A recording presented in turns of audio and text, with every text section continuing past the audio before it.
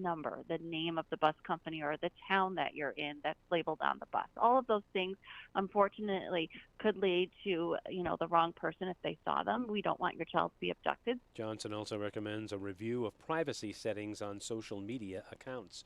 WTIC News Time approaching 2:05. Bob has the forecast. Partly to mostly sunny conditions through much of the area this afternoon. High 75 to 80. Northeast wind about 10 to 15 miles per hour. Partly cloudy tonight. Lows 58 to 64. Considerable cloudiness Saturday. It looks like many parts of the day will be dry. The increasing chance for a shower as we go through the afternoon into the evening. High temperatures in the mid to upper 70s. Some showers at times Saturday night to Sunday with the chance for thunder.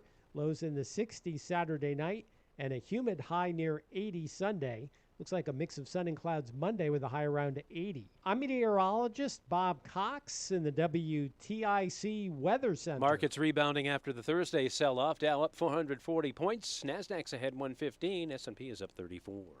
I'm John Silva, WTIC 1080 News.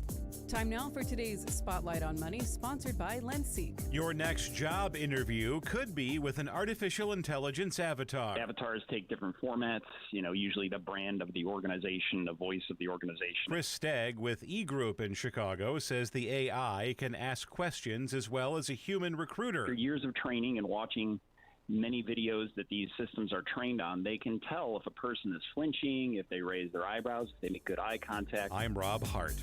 Back to school season is here, and Dollar General has everything you need to start the school year strong. Don't forget to grab a pair of bright yellow sunglasses from the Yellow Glasses Project for just $2.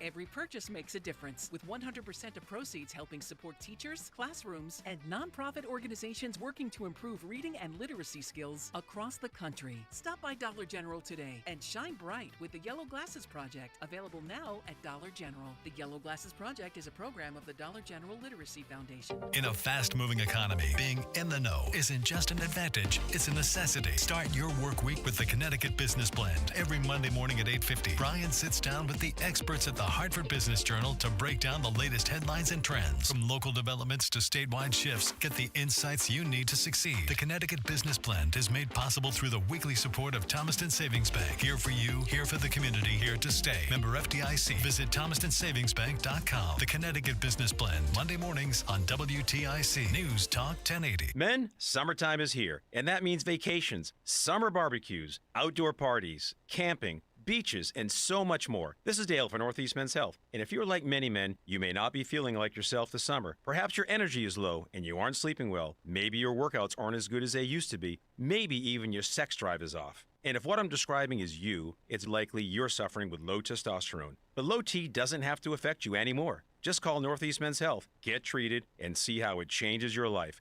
If you're like most men, you'll feel so much better. Deeper sleep, improved vitality and clarity, greater strength and energy, and an improved sex drive as well. So call us. Just $99 gets you a PSA and T test and a medical consult. And if you start on treatment the day of your appointment, your visit is free. Call 800-930-5956. That's 800-930-5956. Or go to northeastmenshealth.com. We have 7 offices, including our new office in Bridgewater. Northeast Men's Health, a Prometic restorative health practice. My name is Whitney Allen, and I'm a widow. My husband, Ryan, died. We never thought we'd ever have to use life insurance, but the unexpected happened. With Ethos, signing up was fast and 100% online. You can get a quote in seconds, apply in minutes, and get same-day coverage. No medical exams, and you can get up to $3 million worth of coverage. I am grateful we were prepared. Get your free quote at ethos.com/radio. That's ethos.com/radio. Paid spokesperson. Time spent on application may vary. Online health questions required. Back to school season is here, and Dollar General has everything you need to start the school year strong. Don't forget to grab a pair of bright yellow sunglasses from the Yellow Glasses Project for just $2. Every purchase makes a difference, with 100% of proceeds helping support teachers, classrooms, and nonprofit organizations working to improve reading and literacy skills across the country. Stop by Dollar General today and shine bright with the Yellow Glasses Project, available now at Dollar General. The Yellow Glasses Project is a program of the Dollar General Literacy Foundation.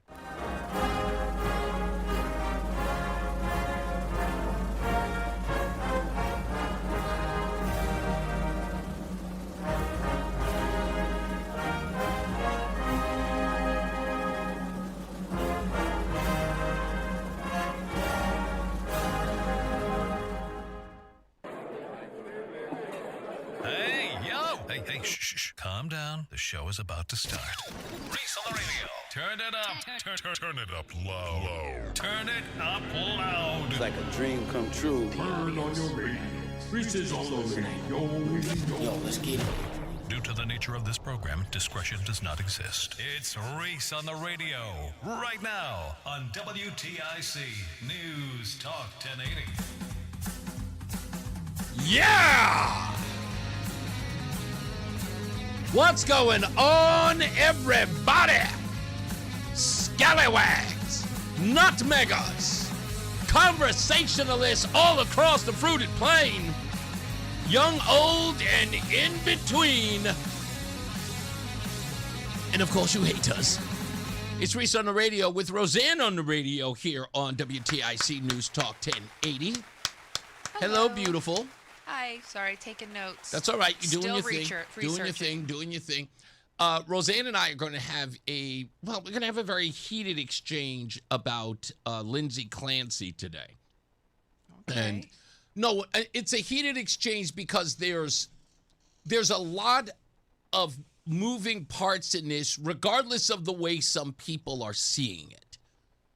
And they seem to be, there's a tunnel vision going on here.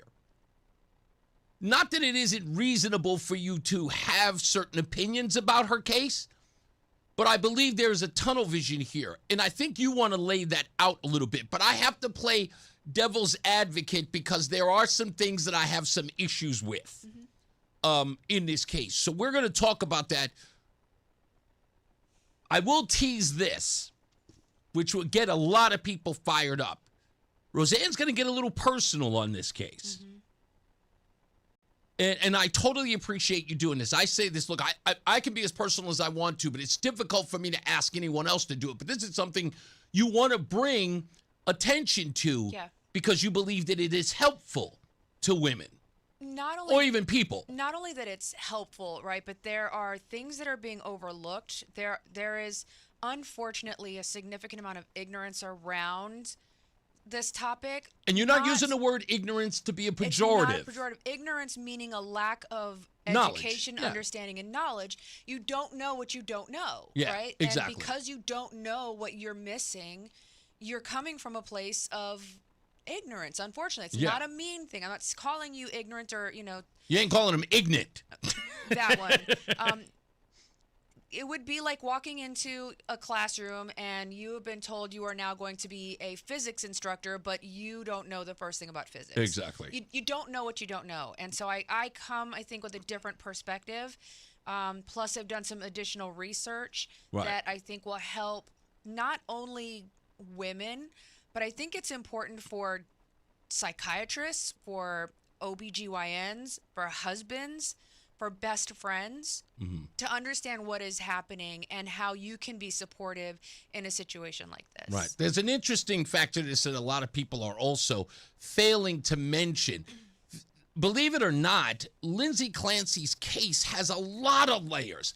It isn't as cut and dry as 3 kids are dead, unfortunately, because of the events that led to this murder or these murders. So I want to kind of hash that out without sounding like we're apologetic to the person who committed these crimes. Correct. So, and I know it's one of those things like in order to have a discussion, everything has to be cut and dry. No, she's a murderer, that's it. And I'm not saying she isn't. And neither are you. Correct. So there are going to be some people who are going to hear this later who just tuned in who are going to be like, what's Rozan saying? Is she giving this woman permission to have done this? I want to make it clear. Absolutely not. Because this is radio, when people are checking in and checking out, we're going to have to go back and forth with this. I am a mother. I have 3 of my own children. I have 2 stepchildren that I loved and raised. I love kids. My house was the open house. You know, everybody came after school and they ate all my snacks and they did their homework at my kitchen table. You know, that was my home when I was in the Army. So I love, I hate to say, now that I'm older, I don't care much for them. But when I was a mom, I loved kids. I loved having more of them around. Absolutely. Yeah. Absolutely. It's a thing.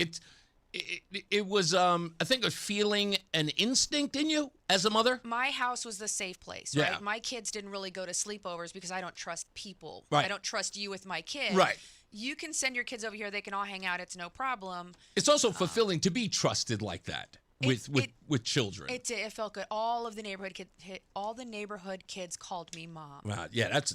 Yeah. I don't know another feeling in the world. Kyra, for example. Yeah. Kyra's one of my kids. Mm-hmm. You know, I call them my kids. That's an incredible feeling to have, that people trust you and feel like you're a parental figure. Yeah. You know. And I made them do their homework. I wasn't the nice, do whatever you want, Mom. I was strict. A lot of kids came over and they wanted to do chores because they knew if they wanted to go outside and play, at home they had to do chores. So they'd come over and they'd do chores and they'd sit down and do their homework, and I helped with homework. And if something happened outside and there was a fight, or somebody was being unruly, they came to get me, and I was always Mom too is always cooler. I think you're right. Yeah. I think Mom too. Your own mom is strict, and she's like, oh, my mom is so lame. Yeah, exactly. Mom too is She's different. So cool. So I want to get into that, and Rozan's going to go into it extensive, and of course those who wish to. I know one of them is Simsbury Joe, is going to call in on this subject as well. He has strong feelings about this case as well, and for him, it's a lot of the outside stuff that's going on, not so much about Lindsey Clancy, but the outside stuff that's going on a societal level. So I know he's going to call in about that, and I'm pretty sure there will be some women who wish to opine about this as well. So stay tuned for that. And thank you, Rozan, for being so open about this story. But there is something else I kind of want to get into here that I want to kind of drag you into. And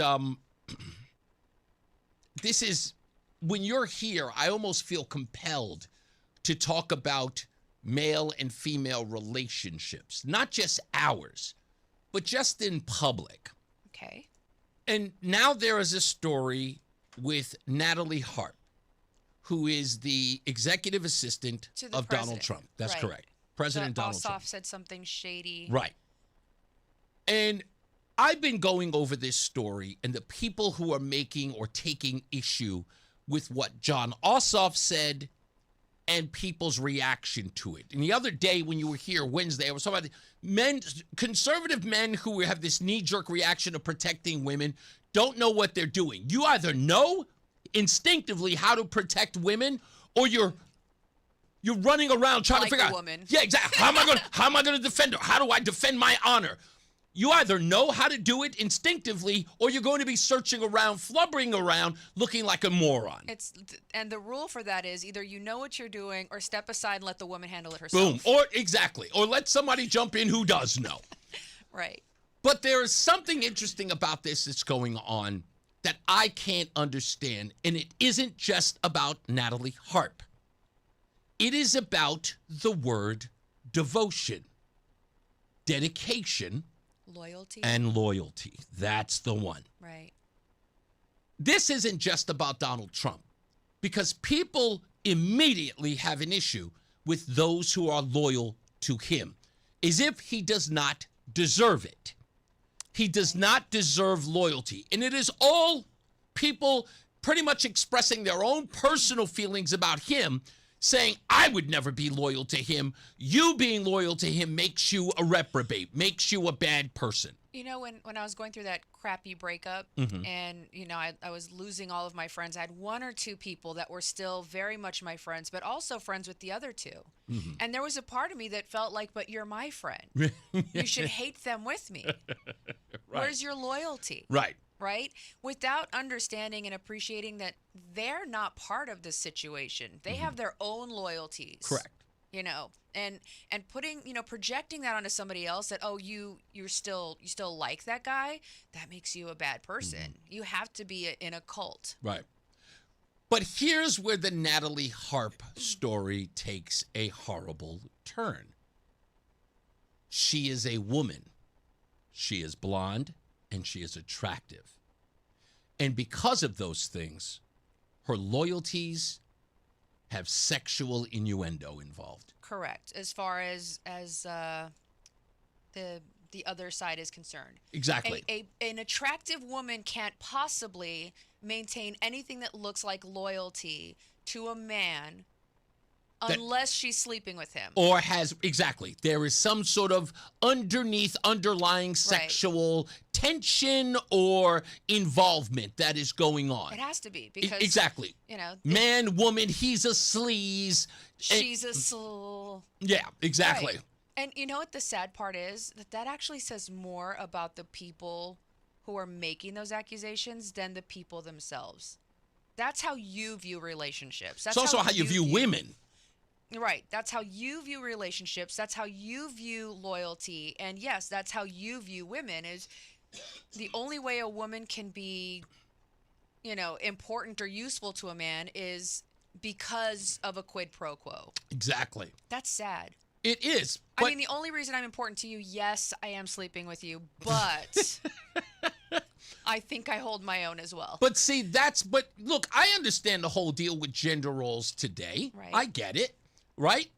But when you are looking at this woman, because there's a story that came out where she wrote letters to Donald Trump. Have you heard this? The Daily Mail or Daily Beast?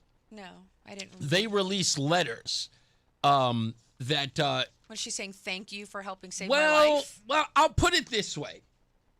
The way that she describes her relationship with Donald Trump is... ambiguous? A degree. No. It is devotion beyond compare.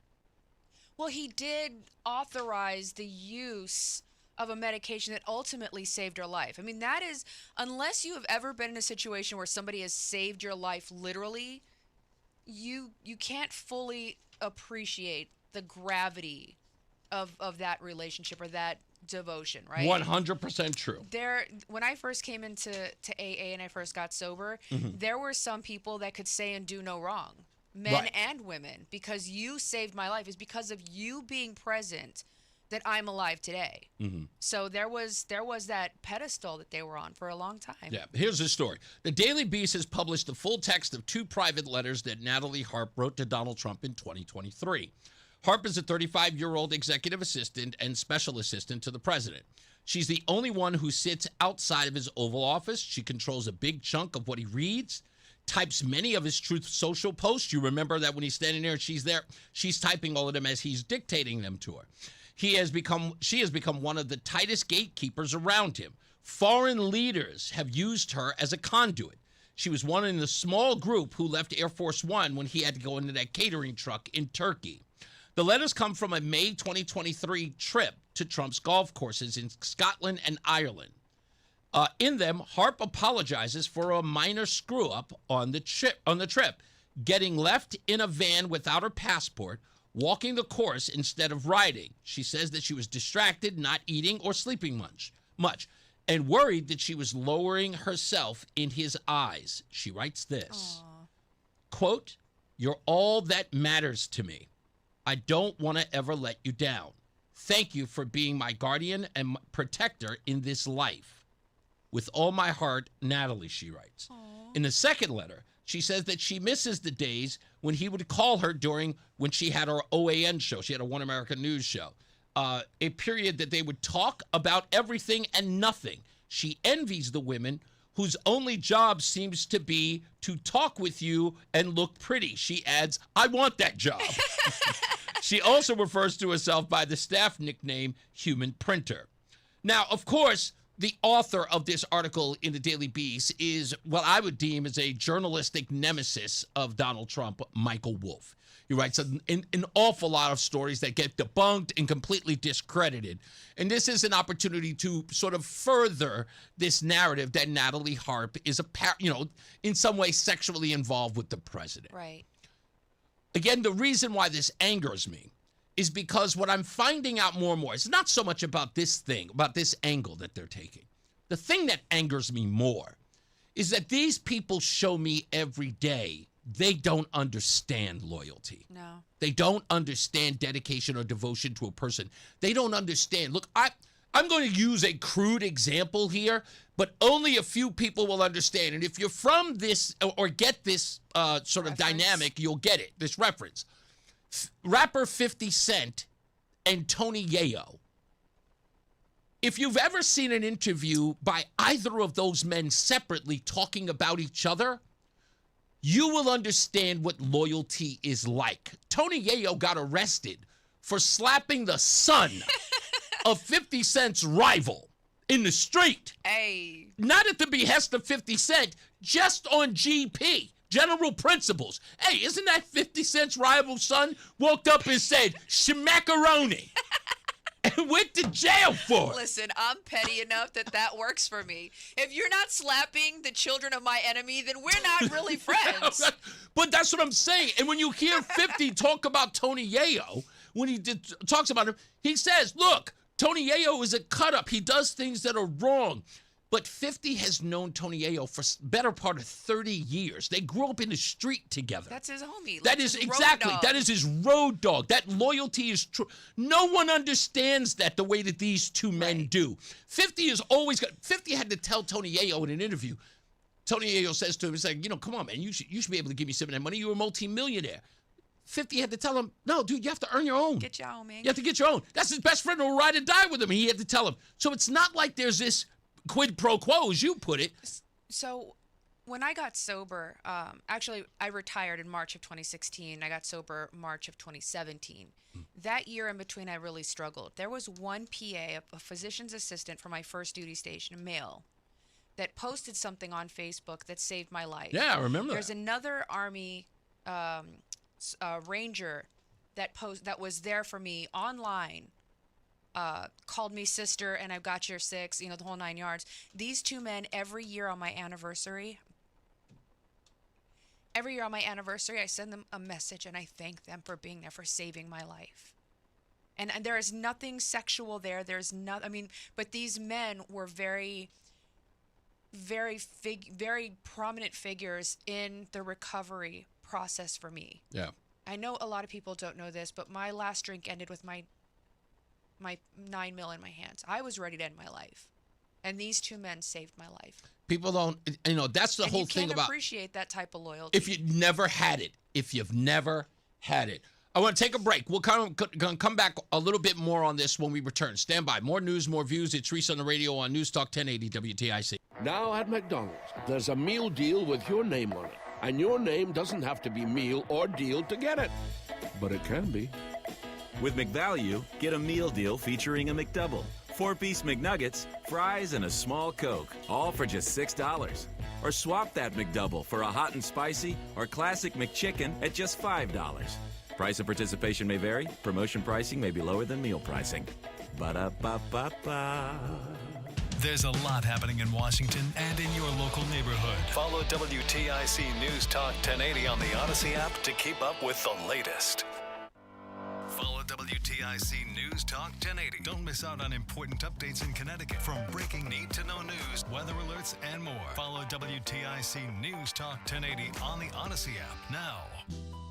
Ken and Nick Tumalo are a father-son team of financial advisors and hosts of Tumalo Financial Radio every Sunday right here on WTIC News Talk 1080. Guys, let's talk taxes. It's a huge area of concern for many Americans, and yet taxes in retirement planning very often get overlooked. Why is that? Because the tax code's so complicated. You look at it, the 401k is pre-tax money. The Roth is tax-free. Your non-retirement accounts are capital gains, dividends, and interest. Your Social Security is taxed by provisional income. I'm giving you all these things and you're probably already confused. That's why you want to build out that Tumalo retirement checkup to see first long-term effects on these type of things. Because you never know. You might have been saving well in those 401ks and you might have a required minimum distribution issue at 73 or 75, depending on year of birth. So you really don't want to look at it just on a one-year basis. Oh yeah, I'm going to do a Roth conversion this year. It's going to take care of everything. No, planning takes year over year on tax planning. You can't just do it in 1 year. Yeah, one of the biggest things that we did find with tax planning, it has to be done over multiple years to actually gain an advantage. So it's not that simple where you just make one change in 1 year. A lot of times it's the planning piece of it. And when we do our Tumalo Financial Retirement Checkup, it actually looks like a big spreadsheet and it shows the numbers over a whole bunch of years. We like to go out 20, even 30 years at times when we're projecting out, because if we can pick up on some of these tax things and then start to implement strategies, then what we can do is put in front of you, the listeners, we can put in front of them where they would save money in taxes and how much over time. So it starts with that Tumalo Financial Retirement Checkup. Our number, 860-854-3434, or visit us online at tfcheckup.com. If you're near or in retirement and have saved $500,000 or more, call for your complimentary Tumalo Financial Retirement Checkup. 860-854-3434, or go to tfcheckup.com.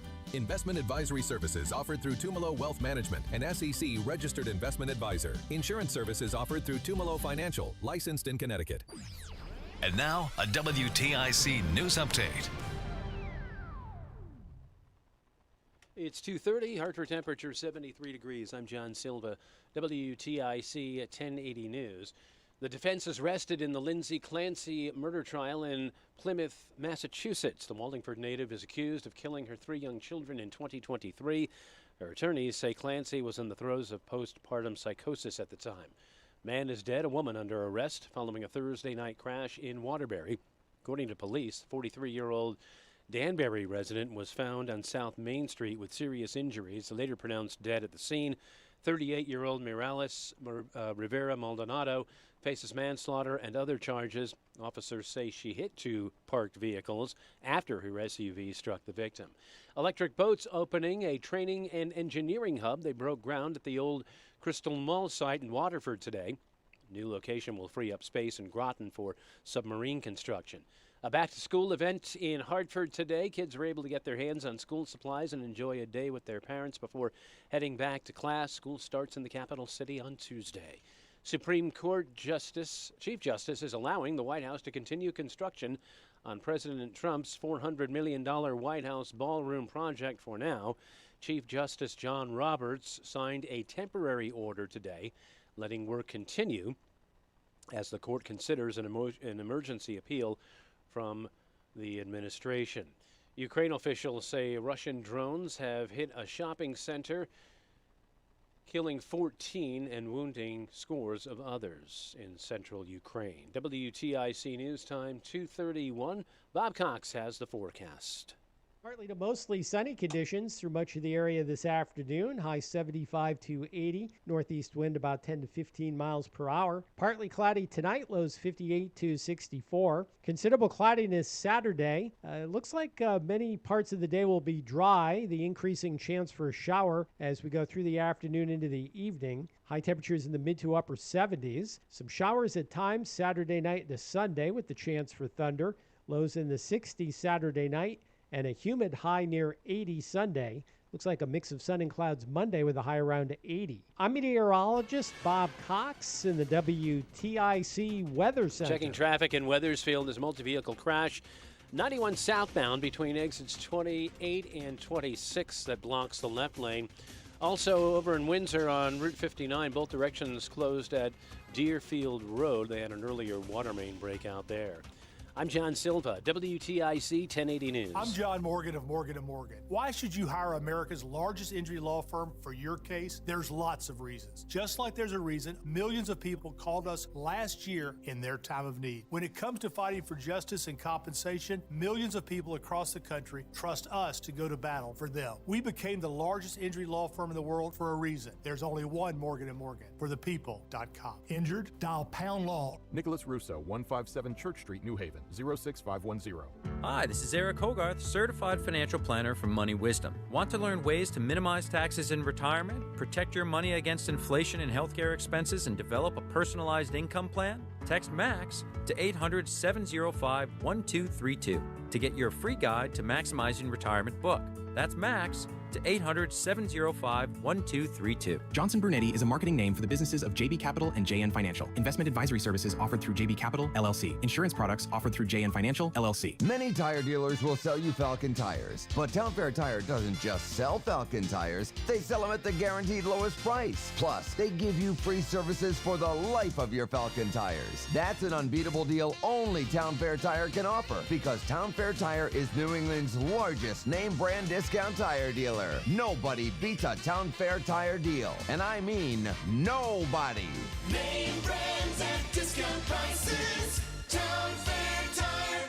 This is a special alert to all Americans who own a vehicle with less than 200,000 miles with an auto warranty about to expire or with no warranty coverage at all. Due to a decline in the economy, CarShield is announcing a low-cost month-to-month vehicle protection plan that is now available to the public to save any driver out-of-pocket expenses on future auto repairs. Call now to find out how you can pay almost nothing for covered auto repairs. Yes, you heard that correctly. Pay almost nothing for covered auto repairs. An open phone line has been established for all drivers to call for a free quick quote. Call 800-220-6409 now. Drivers who are covered will not have to pay for covered repairs again. This protection plan is at an all-time low. Additionally, drivers who activate this vehicle protection today will also receive free roadside assistance, free towing, and car rental options at no additional cost. Call us for your free quick quote today. 800-220-6409. That's 800-220-6409. What do you have to lose? Call 800-220-6409. Again, 800-220-6409.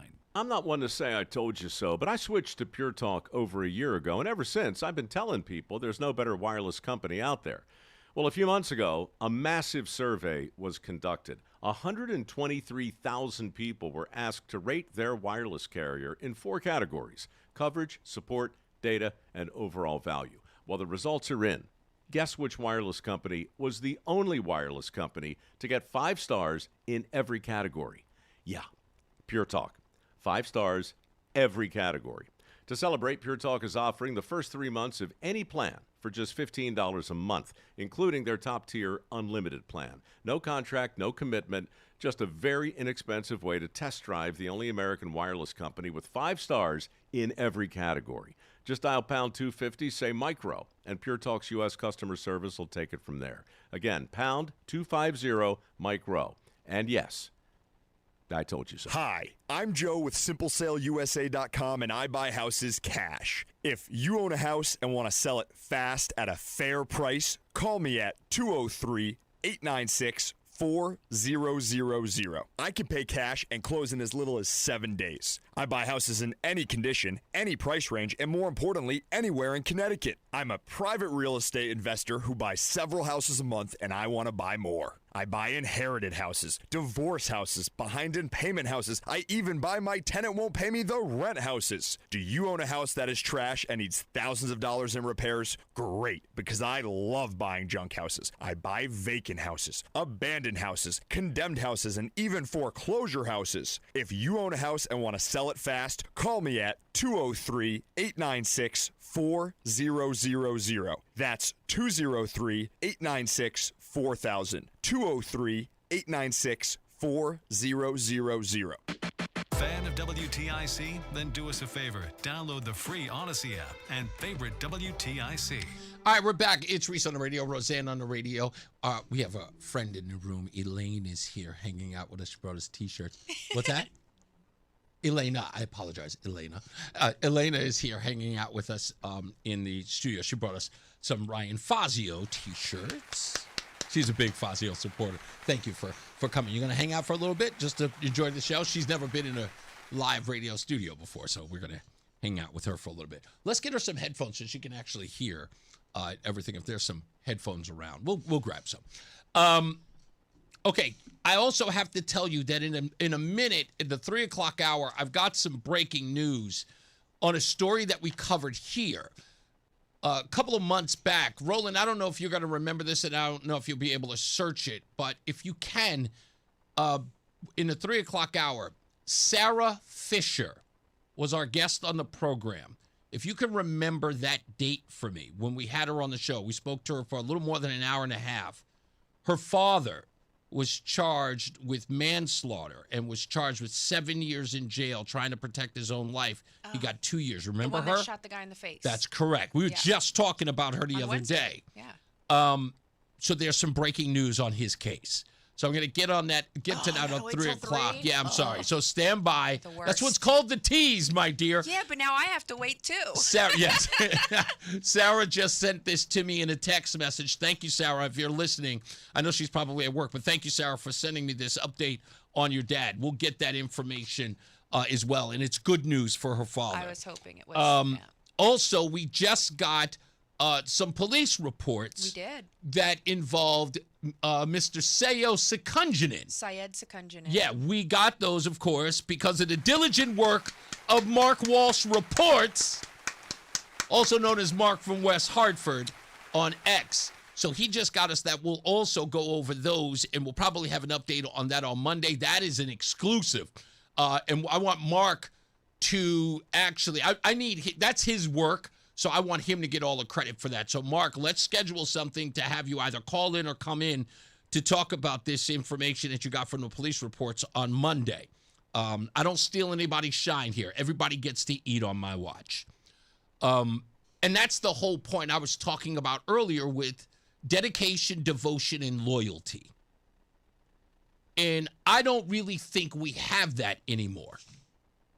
It is a fleeting concept, and I don't think it exists amongst younger people. I don't think it exists amongst older people anymore. And here's why. Because you always have to test who your loyalties are going to be with, right? So, you might tether yourself to somebody who's an absolute scumbag. Correct. You might, right? And if he does something dirty, you got to ask yourself, I don't know if I'm going to go down with that shit. In fact, wasn't I just asking you like a sort of loyalty test earlier before we went on air? Yeah. And, it ultimately wasn't a loyalty test, but it's kind of what I was posing but see, it as, exactly. But people don't understand the definition of loyalty. Right? In that case that you were displaying, which we're not going to talk about, was that what would I do if that were to happen? Correct. And I would say my first action is to, one, break it up. De-escalate. And de-escalate until it becomes a threat to me. Right. Right? So the objective is, that's me, and now I don't need to play loyalties in that scenario. Let me tell you how loyalty works with Rozan. Okay. Kevin Hart does a whole bit. Okay. You're my best friend. Mm-hmm. That means your bull stick is my bull stick, and my bull stick is your bull stick, right? If one of my girlfriends called me today and was like, I can't stand that girl. Why? What happened? And blah, blah, blah, blah, blah. You know what? I don't like her either. We might just have some words. I'm going to give her ugly looks. I'm going to say some sideways stuff. We're going to talk trash about her. That's loyalty to me. If you don't like them, I don't like them either. They don't even have to know them. My loyalties are you. You're my friend. That's called reckless hate. I don't care. No, that's okay. My loyalties are to my friend. I don't care about anybody else. I totally get that. I understand. Yeah. So my loyalty to someone, okay, when I talk about loyalty, is that I more than cheerlead their advancement. So I would go so far as to say I consider Adam 12 a loyal person. Right. Right? Absolutely. Because he looks at it as, where does this go from here? What am I willing to sacrifice to get this person the advancement that they deserve? I think that's an unfair representation because Adam is a Marine.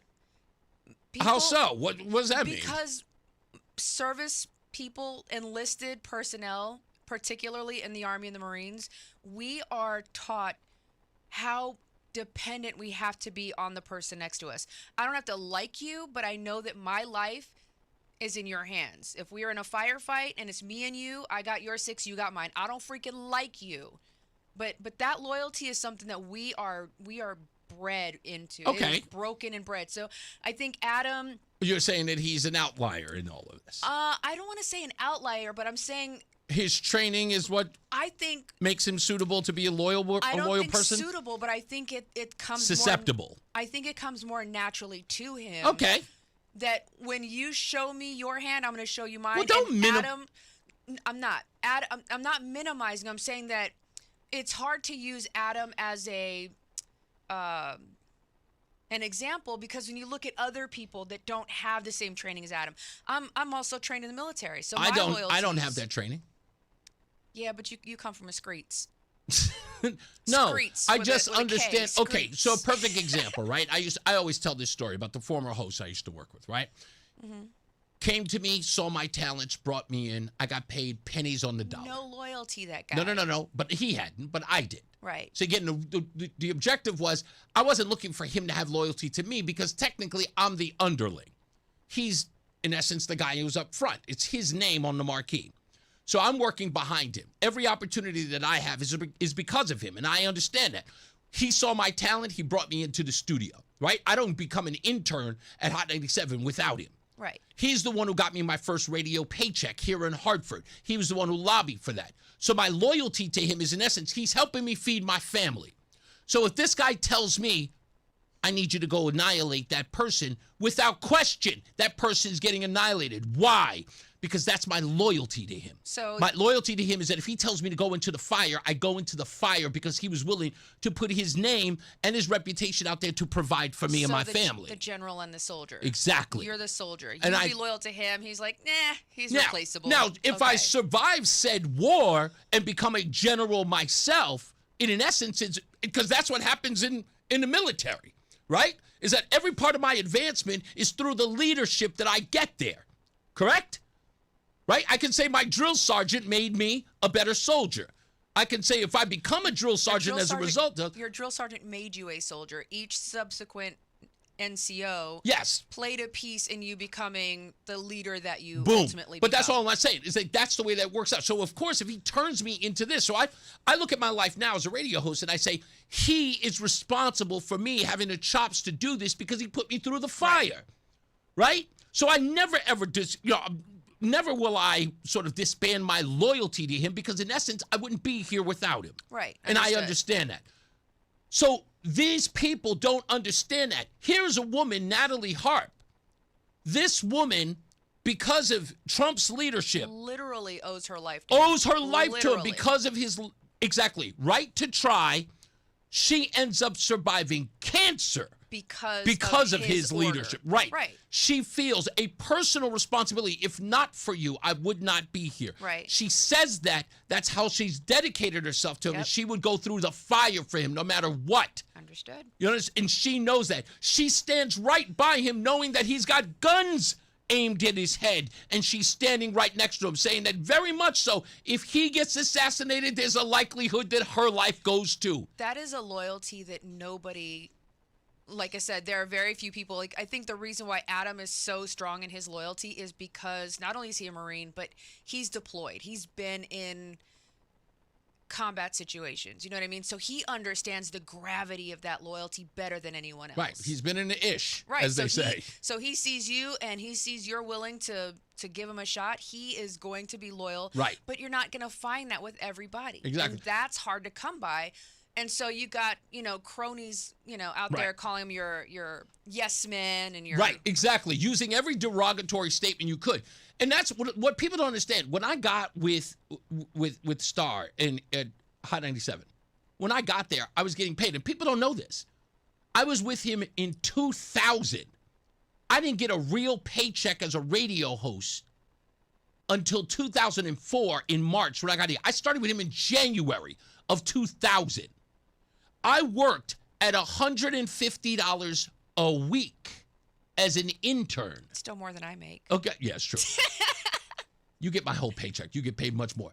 I worked for him for 2 years until the program director gave me the show booker job for another $150 a week. Wow. Okay? I did that for 4 years. Big baller. Okay?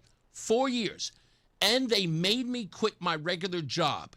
You want to know what my regular job wage was? Fernando. I was making $70,000 a year. Wow. To which I quit to go into radio to get $300 a week. Back in 2000, 70 grand was a lot. Exactly. Yeah. So why? Because I loved radio and I want to be it. But again, I went through the sacrifice. I went through the fire. Everything he asked me to do, I did. I'll never forget the day that I almost trashed Damon Dash's Porsche because I saw it in a parking lot because I knew they had beef. That's loyal. See what I'm talking about? I called him up on the show. I said, you'll never guess whose car's sitting in front of me. He was like, whose? I was like, Damon Dash. I said, I'll key it up right now. You want me to? He was like, please don't do that. It was like, no, I can tell you, I'll do the tires too. I'll do the tires. He was like, no, don't really. He kept screaming at me, Reese, please do not do it. I said, okay, I will only do it on your orders. He was like, you really would have done it. And I said, all you have to do is say yes. Because he didn't understand. And again, it wasn't my beef. It was his beef. That's a loyalty that I don't think we're ever going to find again. I don't think that people can see the value in having someone love and admire you so much and respect you and want to push you forward without any selfish, growth for yourself. You know what I mean? Like, I love you, and I would have been perfectly content sitting at home while you were the radio guy. I would have been perfectly content to try to be the quiet, smiling arm candy. We all know that's never going to happen. But I would have been happy staying at home while you were on the front stage because I love you so much that I know I see what you do, and I know that this is like breathing for you, being on the radio, and I would love to just be the background singer, as you've called me. Let me ask you this question as far as loyalty before we go to a break. For no reason other than I know what you're capable of, and I just want to see you succeed. That's loyalty. Yeah. Would you have keyed the car and punctured the Absolutely. tire? See, that's what I'm talking about. You wouldn't have. I would have called you after that. They'd be like, "Hey, what happened to Damon Dash car?" Oh yeah. See, what had happened was I wouldn't have even called. Let's take a break. We'll come back. Dug my key into the side. Let's take a break. We'll be back. More news, more views. It's Reese on the radio on WTIC News Talk 1080. Tune in to How to Retire with Fuchs Financial. The main thing for the majority of the listeners out there who are approaching retirement is I don't want to be surprised. Helping you build, preserve, and manage your wealth. So you've got Roth IRAs, you have individual accounts. And finding the right taxable strategy, that's going to be huge for you.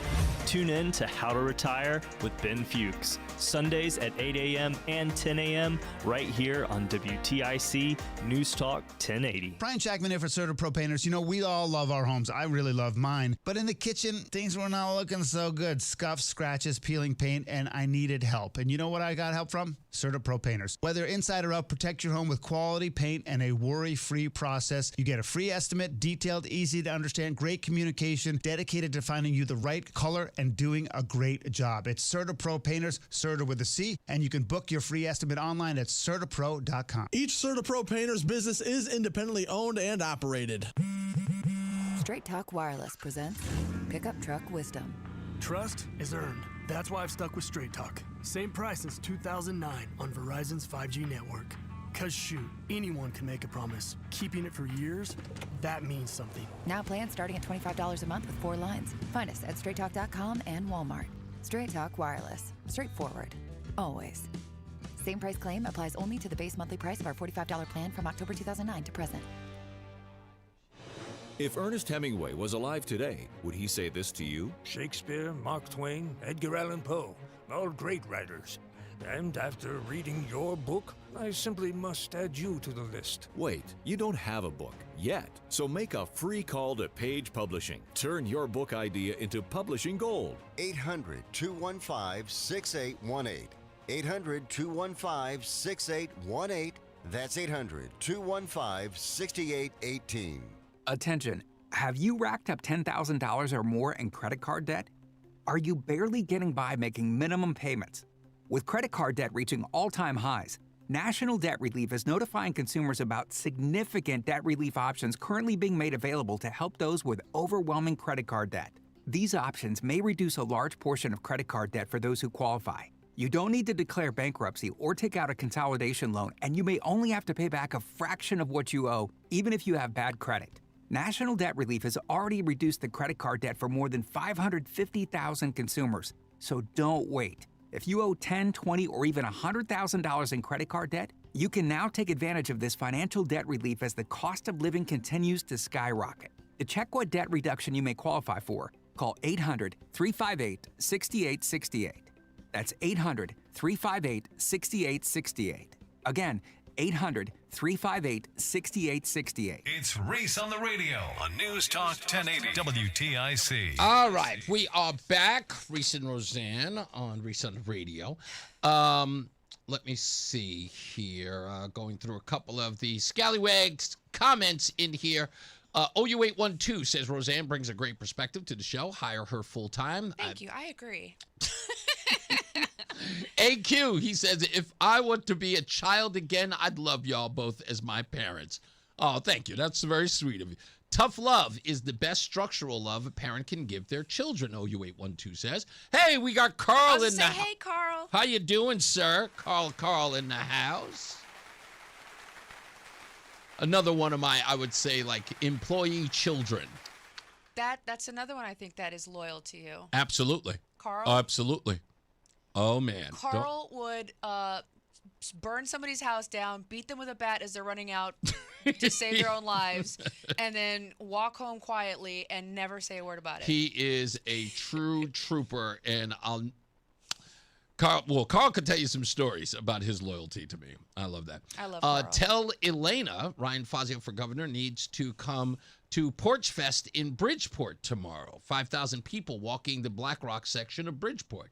It'd be a good event for him. So, all right. Elena says good idea. Let me see some other people here. It says, and that's why the left will never understand about Donald Trump. Loyalty. The left refuses to see the good in him. Mob and unions, you mean, tell me they ain't loyal? He would have gotten a whack. I mean, it's very true because that's, the Democrats aren't even loyal to their own ideals. It's true. So how can they be loyal to anybody else? Exactly right. And again, I know that this thing is real because think about this. So Reggae Don just sent me this text message. Again, probably the most politically uninformed person who does nothing but follow politics. Okay? Like, it's possible to have both of those things occur at once. So it's like me following football but not knowing anything about football but still griping about football. Exactly. Roger. And he says this, Natalie Harp is not firing on all cylinders. Her behavior is questionable. How do you know? Based on what? How do you know? Again, and what's the reason for that? Because her life was saved. She believes that Trump is responsible for that. She has a rapport and a relationship with him. She's dedicated to him. And again, he can't see it outside of, and again, Reggae Don, here's the deal. Outside of your own wife, you don't believe that a woman can be loyal to a man. But here's where it gets even more complicated. There are men out there who don't even believe their wives should be loyal to them. Should be or can Should be. Should be or can be. And I know it. I know it. So when you... I'm completely... Well, there's a reason why, right? Because ask yourself, and I've said this to you, I told you this a long time. One of the biggest problems that men have is that they don't openly just share with the woman, like wealthy guys who end up having an affair with some cheap floozy. What did I tell you the other day? I said, if you had that much money and you're courting a woman, you better look her right in the face and tell her, hey, listen, I love you. I want to share a life with you. I want us to have children. I want us to build a lineage. But I want to do filthy things with that. With that hussy. Okay? Right. I'll give you anything you want. Listen, if you can come and be open and honest, I would, like, if you came to me and you had a lot of money, you're like, listen. How much money we talking? Billions? We'll talk about that offline. But if you had a substantial amount of money, you're like, listen, I want to give you the world. I'll provide you the world on a silver platter, do whatever, go wherever, buy whatever. However, occasionally I want to participate in happy fun time with a woman of the night. I would have limits. I would have rules. But I mean, Now that sounds crazy to say that out loud. Do you want me to lie? Why is that the case? I think ultimately what it boils down to for Rozan, I don't know about for all women, for Rozan, the honesty is a huge part. There you go. The fact that you were able to look at me and say, listen, these are the things that I need in order to feel fulfilled as a man, right? I will protect you. I will take care of you. I will provide for you. You will have all my love and affection, and just know that that thing over there is just a thing to be used. You are life. Now, the reason why you're saying it like that, because everybody's going to look at us and say, Rozan, oh my goodness. The bottom line that we had this discussion about is you start where everything is. There is no surprise, right? There is no disloyal. There's no dishonesty. There is no surprises, if you will. You have at the beginning the opportunity of saying, yeah, this isn't for me. You know what I mean? It's an opportunity. If you came to me day one and said, listen, here's my life. It's all yours. I just want to bang hookers. I, at that point, have an opportunity to say, yeah, I don't think so. Or exactly. But that's the point. I'm intrigued. Tell me more. But that's an option I get to make, and we're having a conversation together. And whether anybody else believes that this is right or wrong is of no concern of you and I. What you and I can agree upon is what you and I agree upon. It's nobody else's And that's business. the point. Before anybody starts getting freaked out, it's like, did Rozan just say that she would? No, that's not the point. No, I would. No, Rozan made it very clear. If you ever talked about that, something's being left off your body. I totally get. I would leave you. I'd never speak to you again. Yeah, well, that would cause more pain. You're absolutely right. Yeah. But the point that I was making when we were having this discussion is that men need to start being 100% honest from the get-go.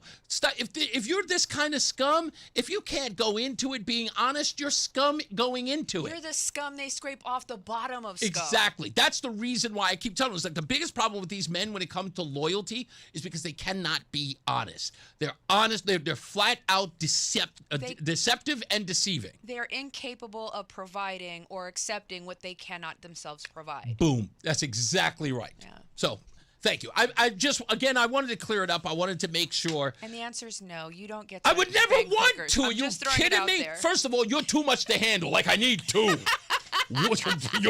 you listen, with all the personalities you have, you're enough. Let's get to a break. We got to go. This is WTIC News Talk 1080 with Brian and Company in the morning, Reese on the radio in the afternoon, and news around the clock. WTIC and WTIC FM HD2 Hartford and Odyssey Station. 3 o'clock, Hartford temperature 75 degrees, developing sunshine. I'm John Silva. We'll keep the temperatures in the 70s to near 80 today. All the forecast details coming up. Texas court has slashed a $50 million judgment against InfoWars founder Alex Jones to $1.5 million for his lies in calling the 2012 Newtown school shooting a hoax. The ruling doesn't affect a $1.4 billion judgment against Jones here in Connecticut, but is a significant legal victory for him and his company, Free Speech Systems. Jones had been found liable for damages for claiming the mass shooting never happened. Charges against a Waterbury woman in a crash from Thursday night. It was around 9:45. Police called to the 600 block of South Main Street.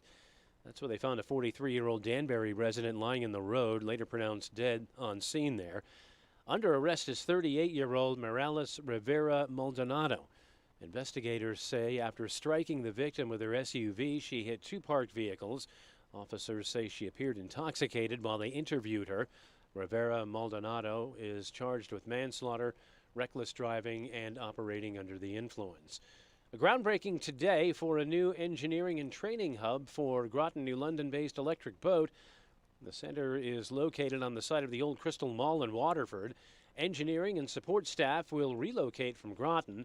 The new campus will accommodate between 4,000 and 5,000 workers. General Dynamics EB President Mark Reha says the new site continues the company's foothold on the region. This groundbreaking signifies our long-term commitment in Connecticut, General Dynamics investment in Connecticut and in the Navy, but also in all of you and all the workforce. And we wouldn't be where we are without the workforce, without the support, without the whole economic infrastructure that supports Electric Boat, both here and in Rhode Island. Parts of the new campus are expected to open next month. Full occupancy pegged for mid-2027. It's a tough job and the fiscal challenges are steep, but the chief of the public schools in the capital city says Hartford is an acre of diamonds ready to shine. Hartford Public High School hosted a welcome back event for families, and WTIC's Dave Mager was there. To the optimistic superintendent, Andre Townsell, in his second year, the indicators are pointing up. Absolutely. We raised the bar, man. Right now, in real time, highest graduation rate in the history of Hartford Public Schools. Our math scores for middle school, highest in the history of Hartford Public Schools. With regards to reading, we're better this year than we were last year. A few parents shared their concerns. Angelica Maddox says the school system could better engage with families. I always am hopeful that we are going to go back into it and try to make it better. Every day is just a small step we take towards the path that we want to take. Asked about their excitement level for back to school, responses were not surprising. A parent with younger kids says they are very excited. A parent with teenagers says they are not. In Hartford, Dave Mager, WTIC 1080 USS Abraham Lincoln is headed home after a record deployment over 9 months at sea without any port calls in the Middle East. It's been marred by reports of poor conditions aboard the ship. Correspondent Rachel Scott. After a 9-month-long deployment, they are finally making their way back home. They were only supposed to be out on that aircraft carrier for about 6 to 7 months, but that mission was extended the longer this war with Iran has continued to drag on. And of course, all of it comes amid new reporting about the worsening conditions on board that aircraft carrier, with the Military Times reporting they spoke to families of service members who said at least 2 people on board tried to jump overboard. USS George Washington arrived in the Arabian Sea to replace the Lincoln yesterday, according to U.S. CENTCOM. It was a wild night of weather on Long Island. That's where a possible tornado struck in Atlantic Beach. Nassau County Executive Bruce Blakeman. It's not something that you plan for. Tornadoes form in an instant. And in this case, it started off over the ocean, worked its way over the land here in Atlantic Beach. And luckily, there were no other tornadoes that popped up here in the region. No injuries were reported, but the weather also led to flight delays and cancellations. WTIC News Time is 3:04. From the WTIC 24-hour traffic network, got an issue in Meriden. Southbound Interstate 91 between exits 17 and 15. Looks like the left and center lanes are taken out due to a one-vehicle crash. The road work should be wrapping up in most places within the next half hour to an hour.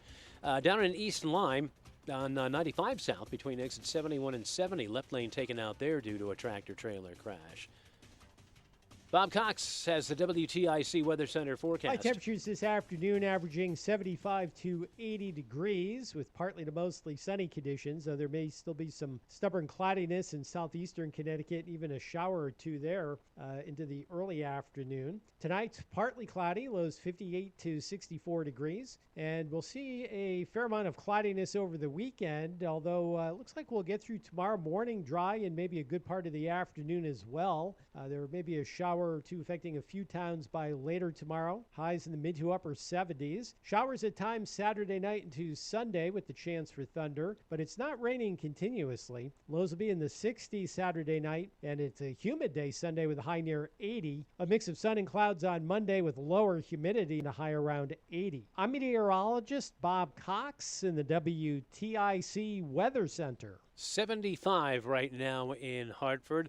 Markets have bounced back from yesterday's sell-off. The Dow's up over 570 points. NASDAQ is ahead 112, S&P up 37. I'm John Silva, WTIC 1080 News. Wesley Financial Group is not a law firm. Hi, I'm Chuck McDowell, the timeshare cancellation guy and founder of Wesley Financial Group. And I want to set the record straight. I am not an attorney. I've never wanted to be an attorney. And the truth is, I really don't even like attorneys. If I sound like an attorney, or if I look like an attorney, I'll apologize.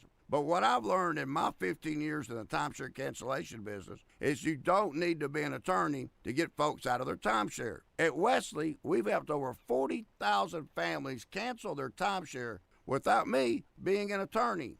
And I want to share with you how we do it. Just give my office a call, and you will not talk to an attorney. And I guarantee if we take you as a client, we'll get you out of your timeshare, or you'll pay nothing. Call now for your free information kit.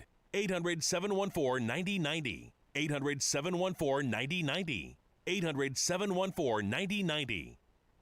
Men, when addressing the problem of erectile dysfunction, you want the right treatment for your specific medical situation because every case is different, and finding the right treatment can mean the difference between just an okay experience and an amazing one. This is Dale for Northeast Men's Health, and at our practices, we offer the full range of ED treatment protocols and can even combine therapies to help make those intimate moments special, both for you and your partner. At Northeast Men's Health, we're the leader in treating ED in the area. Our medical providers specialize in men's sexual health and understand that no two cases are alike, which means you'll get the right treatment for you based on sound medical evaluation and appropriate applications of medical therapies. Plus, we offer treatments that are effective in well over 90% of cases, which means if you're like most men, you'll get your sex life back. So call us. Your initial visit is just $99 and includes blood work, a medical consult, and if medically advised, a test dose. And if that test dose doesn't work in the office, your visit is free. Call 800-930-5956. That's 800-930-5956. Or go to northeastmenshealth.com. We have 7 offices, including our new office in Bridgewater.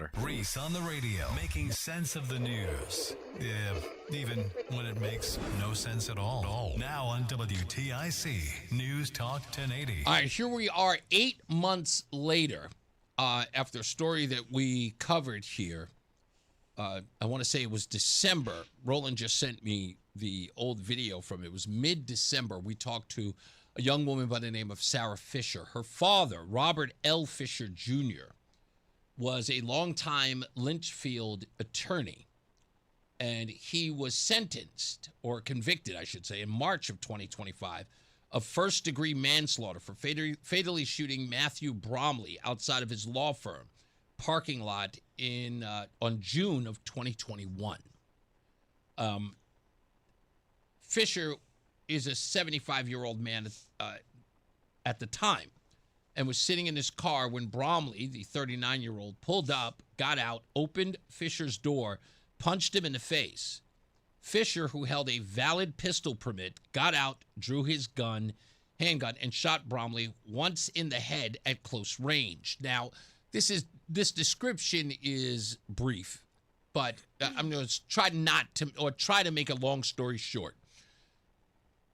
This Bromley person followed Robert. Premeditated. Yeah, is what you're followed him. saying. Yeah, right. followed him for a while. Stalking. No. In many cases, Robert Fisher was under the impression that this was just a person who was kind of in a rush to get somewhere because it was sort of tailgating him. When the road opens up, Robert gets in one lane to allow Bromley to pass. So it's sort of a road rage thing. He thought it was. But no. He had been following him for a while. Okay.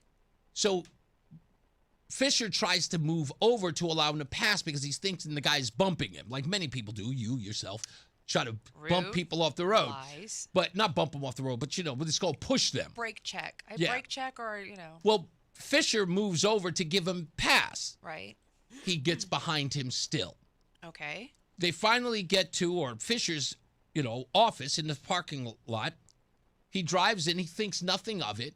When the guy pulls into the parking lot with him, he's going, well, maybe he's here for whatever. Maybe they're just going to the same place. He Which thought happens, nothing of it. Right. Bromley, again, ends up at his car, pulling him out, threatening to kill him. Okay. He's looking at the guy and says, I don't know who this guy is. I've never met this man before. Is he confusing me with something else? Bromley is beating him. Again, Fisher is 75 years old. He is he's not an enthusiast. He's a instructor. He is a gun instructor.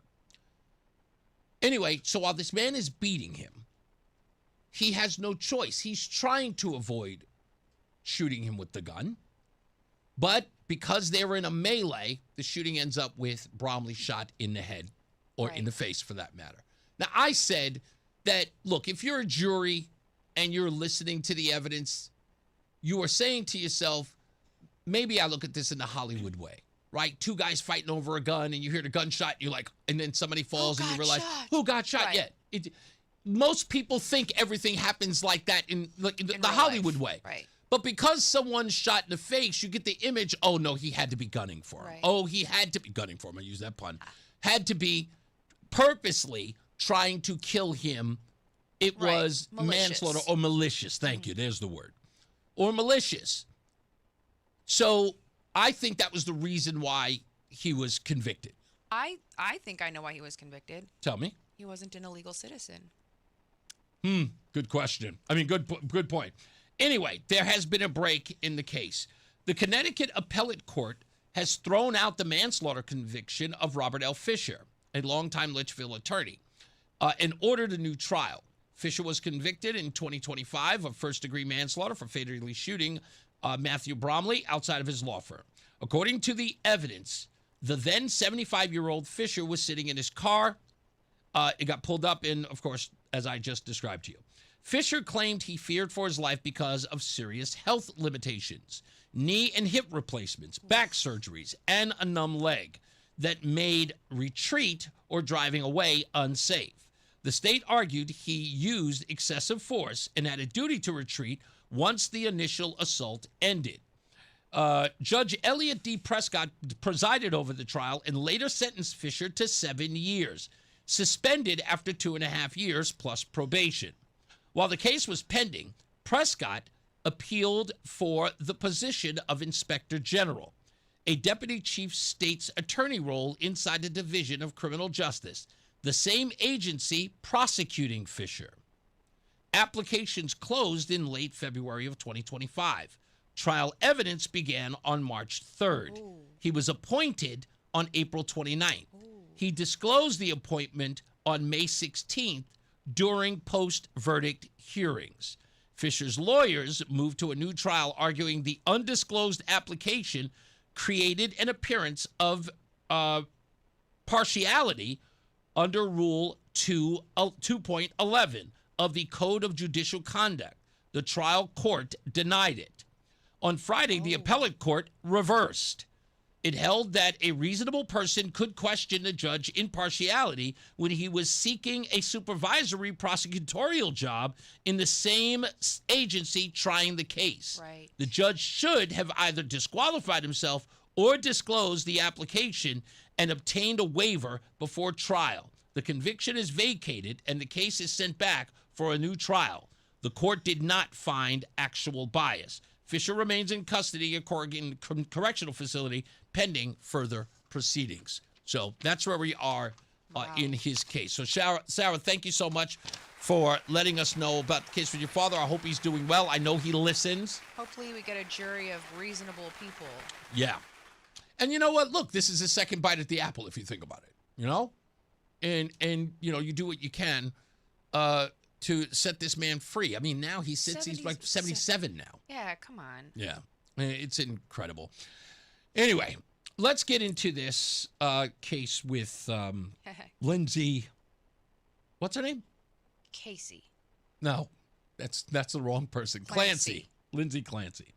Now, you have a lot to add to this, and you said that you wanted a couple of minutes to preface your research into this story. Sort of. So a lot of your perception has to do with life perspective, right? You see the world through the eyes that, you know, have sort of molded you, I guess. Mm-hmm. So the way I see the world is based on, unfortunately for me, 40 some odd years of trauma, a lot of which has been violent. So I have more compassion, I think, in this story, and I'll explain why.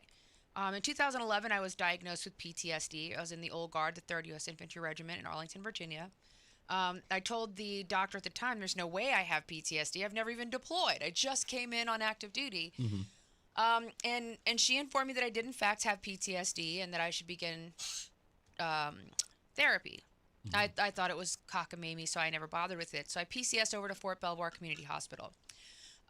In 2014, I was re-diagnosed with PTSD. This time I had some diagnostic testing done, and as it turns out of like 15 questions, I was positive on 14 of them. Wow. So very strong evidence that I did in fact have PTSD.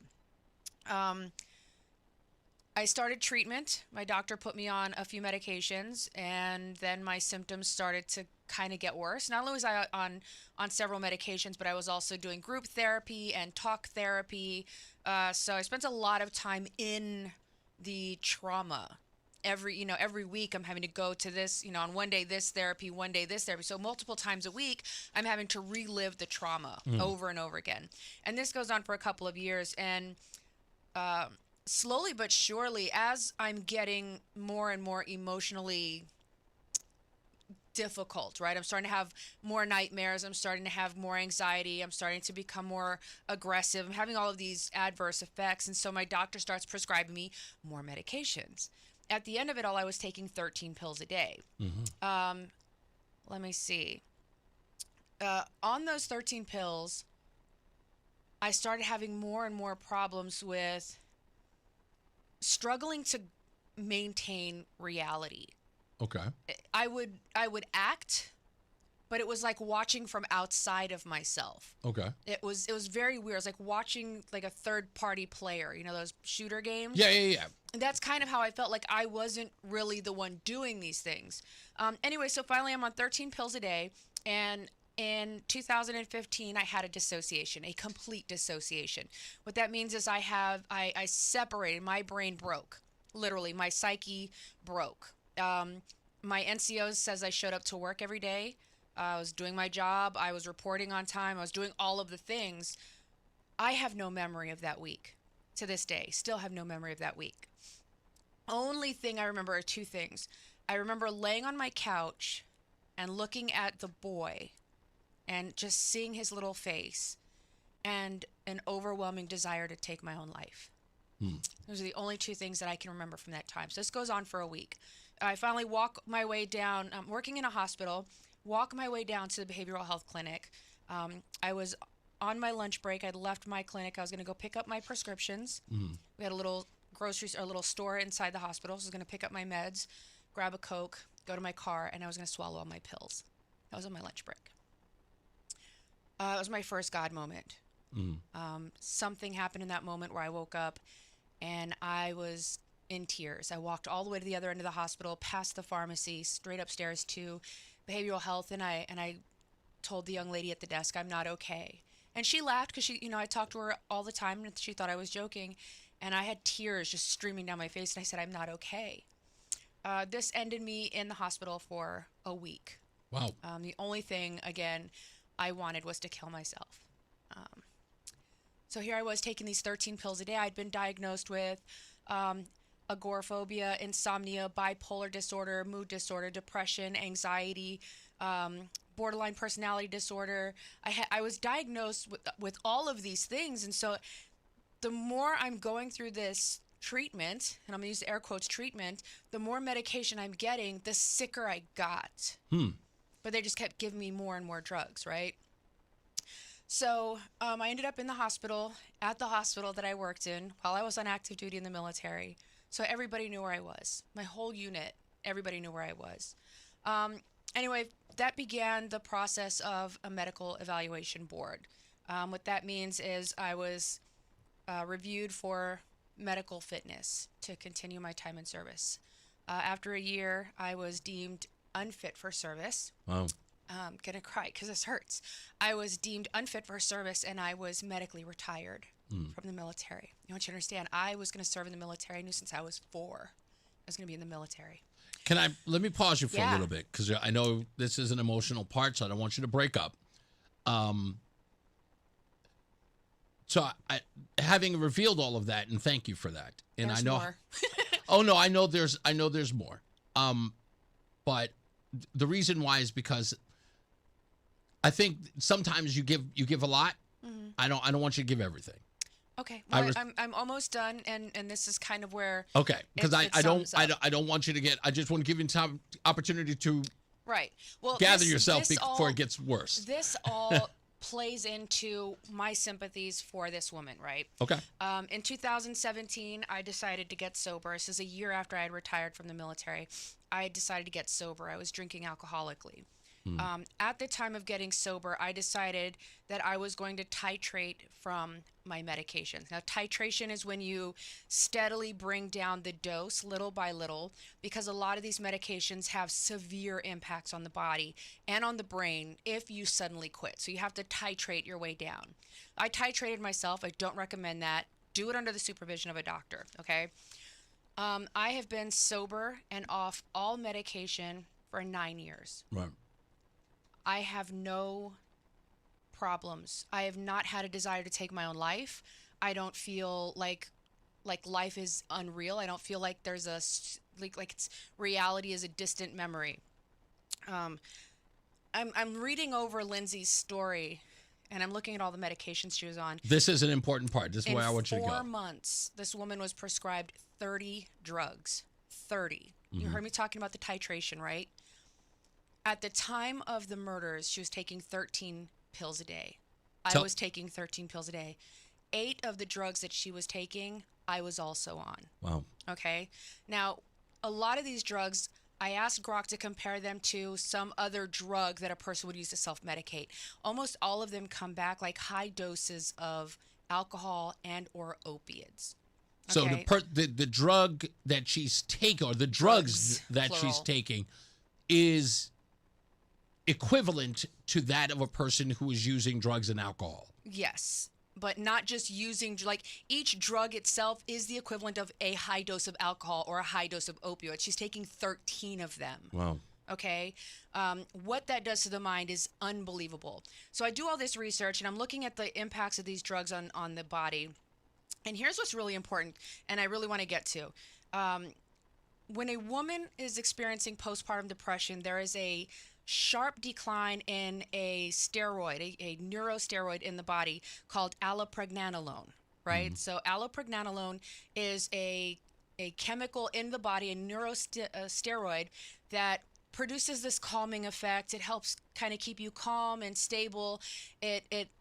All pregnant women develop this. This is part of the estrogen, progesterone cycle in the body. Now, when a woman gives birth, there's a sharp decline in that. most women are okay with this. Some women are not. Right. Is this Now, part of the postpartum? This is the women who have that sharp drop and their brains are not able to deal with it are the ones who end up having postpartum. It's very simple. Any doctor does some lab work. When you come in and say, I think I'm having some postpartum issues, do a little bit of lab work. You can see that there's a drop in this hormone. There are medications specifically to replace this particular neurosteroid in the body that sharply decreases the effects of postpartum depression. They didn't do that for her. They didn't do that for Lindsey. All they did was gave her drug after drug after drug after drug after drug. Every time she came back and said, listen, I'm hearing voices, I'm hallucinating, I'm anxious, I'm scared, reality doesn't seem like all of the things that she's telling them, they're not listening to her. They're just, oh, you know what? We're not even going to titrate you off those drugs safely. Stop taking it. We'll give you this other one. So that her body was just in absolute chaos. The chemicals and the hormones in her body, absolute chaos. Now, I am not saying that this woman should not be held liable for the murder of her children. I believe that she should. However, where are the doctors? Why aren't the doctors being prosecuted? I'm going to ask you a quick question real fast. And I know some people are saying certain things about this, but I'm going to ask a very direct question. It is often suggested that gun makers should be responsible when there is a school shooter. I believe that is a ridiculous argument. Correct. But in this case, with the medications, in essence, these are medical professionals who she is literally trusting because they're her medical. Life is in their hands. Exactly. This is a case that you believe fairly should have them, doctors, practitioners, whoever they are, who prescribe these drugs to her, that they should be somewhat held responsible for her actions. And the only reason why I say that, and I want to hear your answer, is because this is not a woman who just took the life of her children. She then sliced her own wrists and then, I guess, jumped her neck. That's right. And jumped off a building or jumped off the second floor of her window. And she's now a paraplegic. Yeah.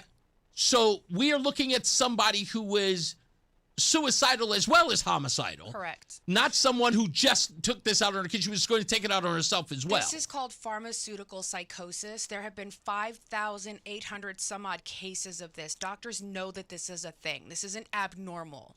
And again, if they would have just done this lab work, they could have seen she's suffering from this. We can give her this and it'll take care of it. If a doctor can go to prison for killing a patient on the table because of malfeasance or carelessness, what's the difference? This isn't the same as handing somebody, making a gun and saying, okay, you can buy it. They literally gave her the gun, loaded it, held her hand, pointed it, and pulled the trigger for her. That's what they did. When we come back, I want to talk about the response to her trial, which is, I think, is giving some people some tunnel vision in all of this. So we'll discuss that when we get back. So stand by. If you've got something to add to this, 860-522-WTIC, 860-522-9842. It's Reese on the radio. We'll be back. This is the story of the one.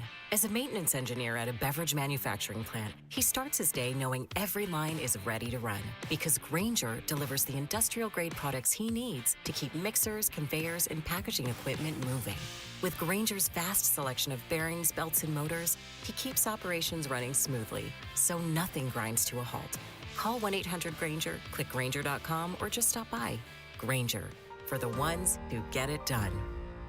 There's a lot happening in Washington and in your local neighborhood. Follow WTIC News Talk 1080 on the Odyssey app to keep up with the latest. Since we have lawyers in all 50 states, I see and hear lots of lawyer ads. It seems that most are bragging on what they got their clients. But be careful. If you heard that someone sold their car for $500,000, you would be impressed. But if you later learned that it was a rare $10 million Ferrari, would you say that person got screwed? And that's before you even know if it's true. Who is fact-checking? And how much went to medical bills and lawyers' fees? If you want to get an idea what your case may be really worth, visit forthepeople.com and go to Settlements and Verdicts. You will see what a law firm like ours is capable of. And fact-check for yourself. All that glitters is not gold. We became America's largest injury firm for a reason. We won big, a lot. At Morgan & Morgan, we represent consumers. Morgan & Morgan, forthepeople.com. Injured? Dial #law Nicholas Russo, 157 Church Street, New Haven, 06510. Is reviewing life insurance on your to-do list? Now's the perfect time to add it. A friend recently told me that securing life insurance sooner rather than later can help you lock in lower rates for years to come. So I bumped this up on my list and got it done. I called SelectQuote and couldn't believe how easy and affordable life insurance is. I'm 40 and got a $500,000 policy for $16 a month. My husband's also 40 and his $500,000 policy was only $18 a month. Plus, with SelectQuote's same-day coverage, there was no medical exam required, and we were covered by the time we hung up. Knowing I have this checked off my list feels amazing, but the peace of mind knowing my family is protected feels even better. Call SelectQuote at 1-800-329-1010. That's 1-800-329-1010. Or go to SelectQuote.com to get your free quote today. That's 1-800-329-1010. Details on example rate at SelectQuote.com. And now, a WTIC news update. 75 degrees at 3:30. I'm John Silva. Afternoon sunshine mixing with these clouds. We'll have the forecast details coming up. A judgment against Alex Jones, the InfoWars founder who repeatedly pushed lies about the Sandy Hook Elementary School shooting in Newtown, has been reduced. A Texas court has slashed a $50 million judgment to just $1.5 million against InfoWars founder Alex Jones over his false claims that the 2012 Sandy Hook school shooting in Connecticut was a hoax. The appeals court found that the parents of 6-year-old Jesse Lewis did not show evidence that the harassment inflamed by Jones's hoax claims rose to a level that would allow them to exceed the state's $750,000 cap on damages for each plaintiff. The ruling does not affect a $1.4 billion judgment against Jones in Connecticut. Jones has yet to make any payments for any of the judgments against him as he appeals the amounts and attempts to liquidate his company. 20 children and 6 educators were killed in that attack. I'm Lisa Dwyer. Man is dead after he was struck by the driver of an SUV, police say,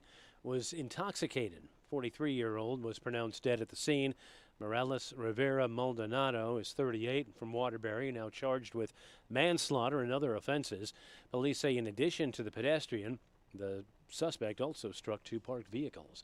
Defense has rested its case in the Lindsey Clancy murder trial after eliciting more testimony about her mental state before she strangled her 3 young children in 2023. Prosecutors are calling rebuttal witnesses before attorneys make their closing arguments at the trial in Plymouth, Mass.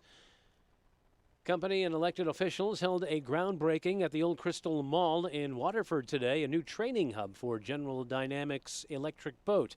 Administrative training and engineering will set up shop at the new location, freeing up some space for sub-construction in Groton. Joe Toner is with the Connecticut State Building and Construction Trades Council and says the project means jobs. CB has put the trust in the Connecticut State Building Trades to partner with them on this project. I think that's what's really important. Facility should be fully staffed by the middle of next year. And President Trump has announced his administration will temporarily allow more beef imports into the U.S. without triggering higher tariffs. He says the imported beef will be sold at 25% below current market rates to help Connecticut consumers. WTIC News Time is 3:32. Bob Cox has the forecast. Partly to mostly sunny conditions through much of the area this afternoon. High 75 to 80. Northeast wind about 10 to 15 miles per hour. Partly cloudy tonight. Lows 58 to 64. Considerable cloudiness Saturday.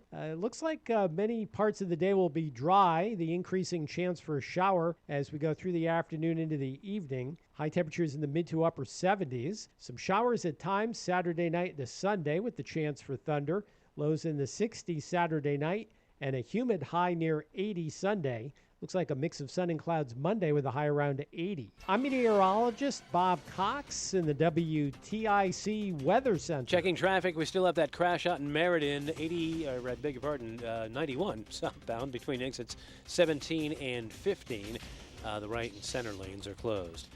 I'm John Silva, WTIC 1080 News. Get up to $1,500 off your spring project with DeGiorgi. For over 93 years, DeGiorgi has been Connecticut's trusted partner for all things home improvement. Right now, take advantage of the Zero Worries sale. 0 money down, 0 interest, and 0 payments until 2028. Go to DeGiorgiInc.com now to get the DeGiorgi advantage.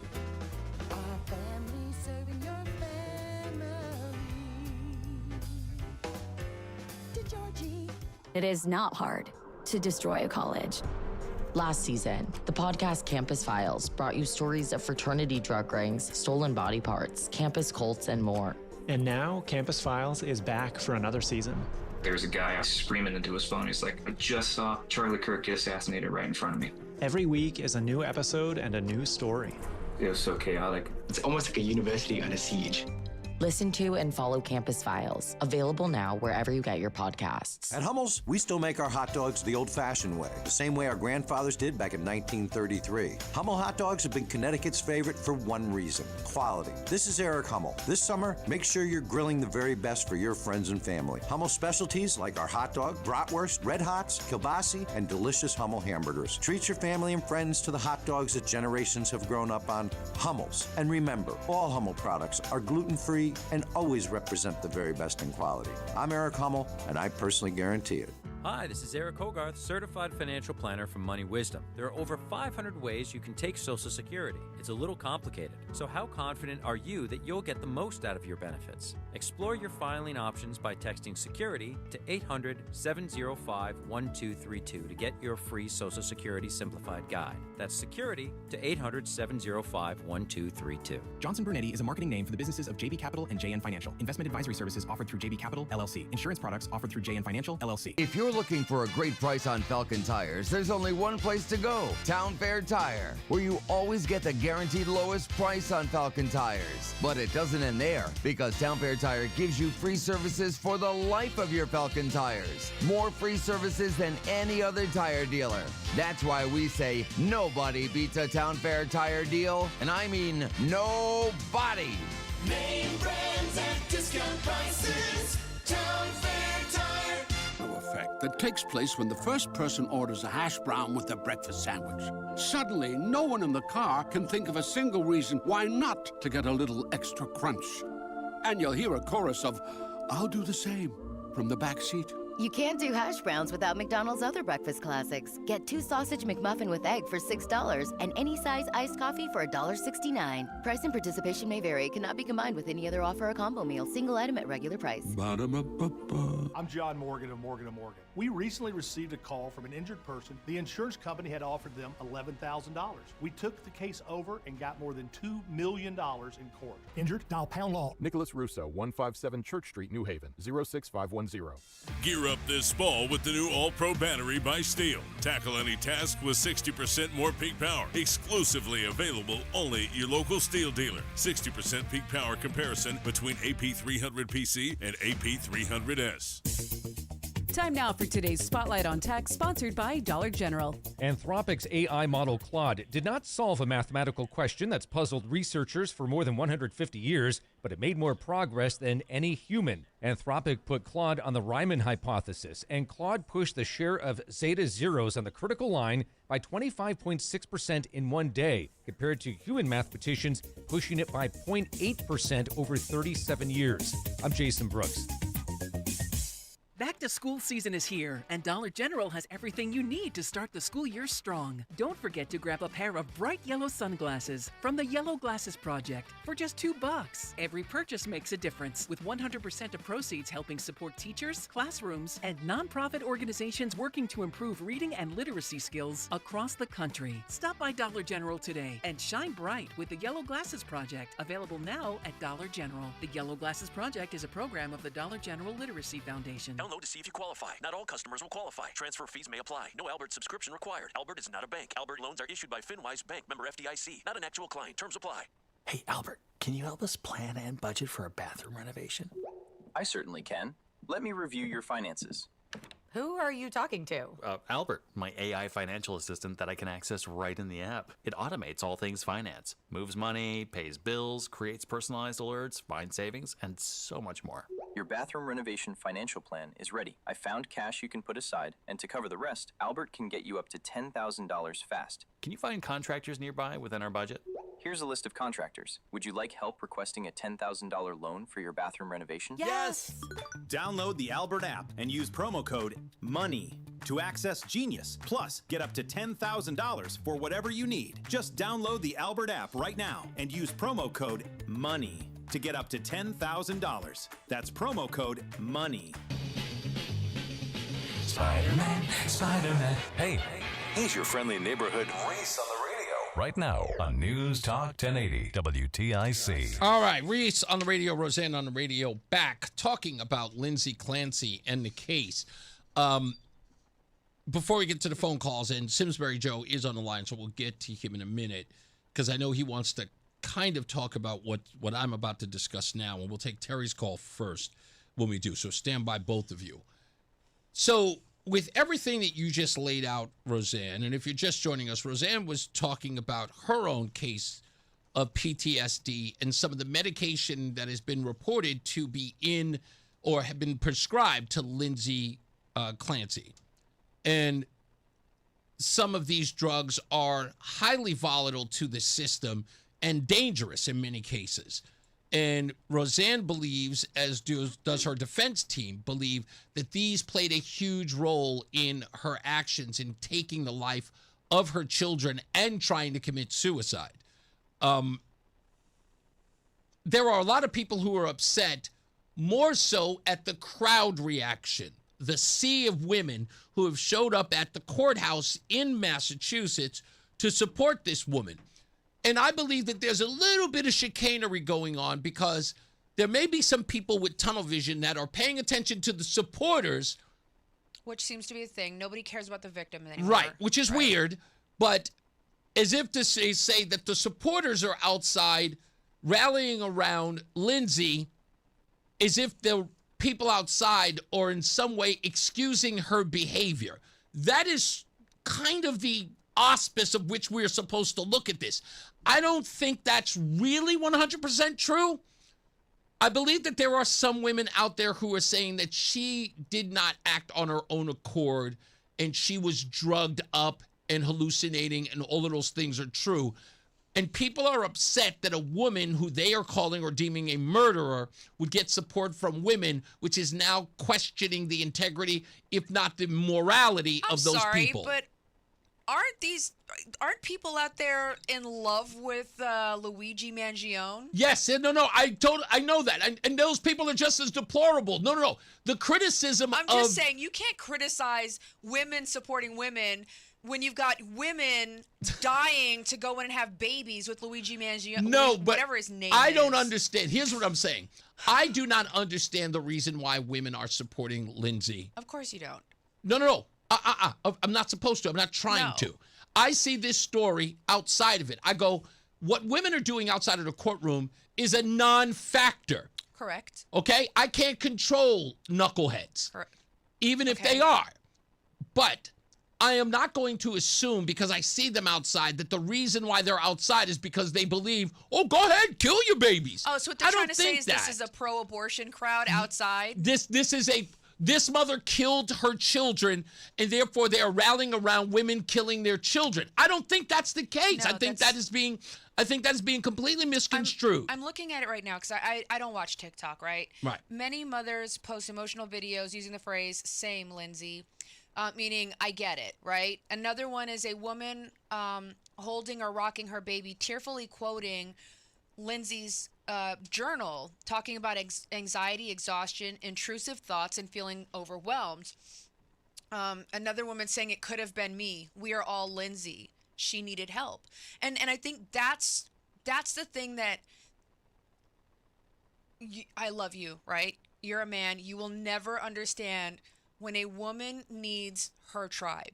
When I need my ladies, I love you to death and you provide me with so many things.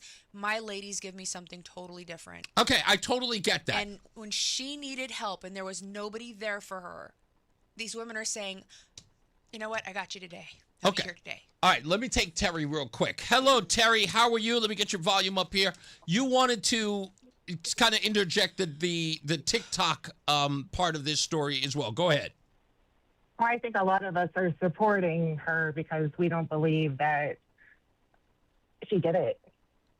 They don't believe that she killed the children? No. What do they believe then? Well, you have to go through a little bit of what we're hearing on TikTok. Okay, well let's for I mean, okay. What are they saying on TikTok? Yeah, 'Cause we just say don't know. yeah. Just what are they saying on TikTok? I'm going to, I don't know. I'm going to humor this. What are they saying on TikTok? That her husband killed him and she's being framed? You got it. I knew it. Okay, it shouldn't be that easy, Terry. With all due respect, I know nothing about it. How did I come up with the answer that fast? That seems too easy. Or as what Riggs would say in Lethal Weapons movies, this is too thin. Well, lack of DNA on the bands. I didn't find her DNA on the exercise bands. Has she, wait a minute, has she in any way suggested she is not responsible for their deaths? That I do not know. Okay. All right. So she hasn't expressed that has not been a part of the story. Correct. Okay. All right. But there are women who are supportive who believe that, and stop me if I'm wrong here. Is this disconnect with what happened, these women who believe that she wasn't responsible and someone else did it, is part of that growing from women who believe that it's almost impossible for a woman to carry out such a heinous crime against her own children? Is that where it's rooted from? No, not at all. It's all facts. No, I don't. Let's not go into facts thing because remember, her defense team is not making that argument. If they had anything to support that, they would be defending her in that realm. Well, okay, but here's my question to you, Reese. Yes, please. If her prosecutor went up and said she did not do this crime and we are going. The objective there would be to promote reasonable doubt to the jury, and with reasonable doubt, you get an acquittal, or in this case, you get an acquittal. I understand that, but that's what I'm saying, that the defense has not made that case, and they're saying that because she has openly admitted to killing the children, which of course abandons that idea. Now, unless you're telling me otherwise, that she was coerced into said admission, that would be another story. I believe that because she had the history of the intrusive thoughts, that whenever she woke up, what else could be the explanation? You believe somebody took advantage of her state? Yes, and I believe it was Patrick, her husband. Wow. If you go through the testimony of Patrick finding her in the snow, and she looks up to him and says, he said to her, "What happened, Lindsey? I tried to commit suicide. Lindsey, where are the children? They're in the basement." If you listen to all the testimony of everyone else that spoke to Lindsey, she was nonverbal. She couldn't speak. So there's a couple things her thyroid was crushed. So there's a couple things that I want to toss in there, right? She was laying in the snow. If you know anything about medical trauma, initially there are some things that come into play. Adrenaline is coursing, then it's allowing your body to stay active. When you have the introduction of a low temperature like ice, it reduces swelling, it reduces blood flow, and your blood is actually shunting to your internal organs. So the ability to still be speaking initially after the trauma isn't that far-fetched, at least from a medical perspective. Am I wrong? Yeah, no. That's just my understanding, having studied, But I'm going what I did. But Terry, you know what? Just because you brought it up, I want to dig a little deeper on that. But you are telling me that, in essence, I'll let you go with this. So what you're saying to me, that there are many people on TikTok who are sleuthing this case, if you will, who believe that she isn't responsible, she is wrongly being charged, and her husband Patrick is the one who killed the children and threw her off the second-story window? Yes, and if you look on TikTok, there is a woman that does a recreation of what the scene possibly could have been. Okay. And I know it sounds silly, but that's with Bratz dolls. No, with Bratz dolls. Okay, I am not, I don't write off anybody's point of view. I can disagree with it, which I do, but I'm not writing you off. And I appreciate you calling, because I think most people will be like, oh, I don't know if I want to call and give a... I appreciate you calling. We're going to take... Can I make 2 more points? Make them quick if you could do it in 30 seconds. Okay. She's a nurse, and she spelled carotid artery wrong in her search. In her search? She knows how to, in the search of the computer, she wanted to know where the carotid artery was. Okay, and what was the other thing? It wrong. What was the other thing you wanted? You wanted to add? Oh, shoot. Under pressure, I fail. That's okay. Thank you, Reese. It's all right. I appreciate you. Thank you, Terry. Okay, stand by. With that... I was in the medical profession. I spell a lot of anatomy That's words okay. wrong.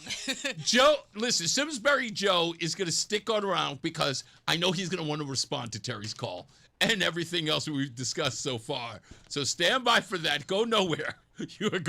You are in for a treat. Simsbury is chomping at the bit. He's probably pacing so much that he's like putting trails in his carpet right now. Why did I quit smoking? Like right now I need a cigarette. We'll be back. It's Reese on the radio. Men, erectile dysfunction can affect much more than just your sex life. It can create stress in relationships, lead to feelings of anxiety or embarrassment, and impact your overall confidence and well-being. This is Dale for Northeast Men's Health, and we specialize in treating men's sexual health issues. ED is a frustrating condition, and many men suffer for years without seeking treatment. But the good news is that, if you're like most men, we have the answer. Our licensed medical providers will evaluate your specific medical situation and recommend a plan designed for you. And these advanced medical therapies work, with treatments having success rates of well over 90%, which means you and the one you love can have great sex again without the fear and worry of ED. You can even last up to an hour or more, and you may just find you're performing like you haven't in years. So call us. Your initial visit is just $99 and includes blood work, a medical consult, and if medically advised, a test dose. And if that test dose doesn't work in the office, your visit is free. Call 800-930-5956 or go to northeastmenshealth.com. We have 7 offices, including our new office in Bridgewater. Hartford, we've got a problem. Home care is in crisis and there aren't enough caregivers to meet the demand. So if you've got a loved one with Medicaid or is eligible who needs care, don't wait. Freedom Care will help you get care at home from someone you already trust. A family member who lives with you and not your legal spouse can get paid to help with everyday needs like meals, medication, bathing, and mobility. If you have Medicaid, it's 100% free to you. No waiting lists, just real care from your people right now. Freedom Care handles it all, training, payroll, and support, so you can stay safe and comfortable at home. And your caregiver gets paid guaranteed, with 97% satisfaction and over 150 million hours of care delivered. Hartford families are already making the switch to care at home. Take care of your own and get paid with Freedom Care. Call 860-530-5203. That's 860-530-5203. Call now. 860-530-5203. 860-530-5203.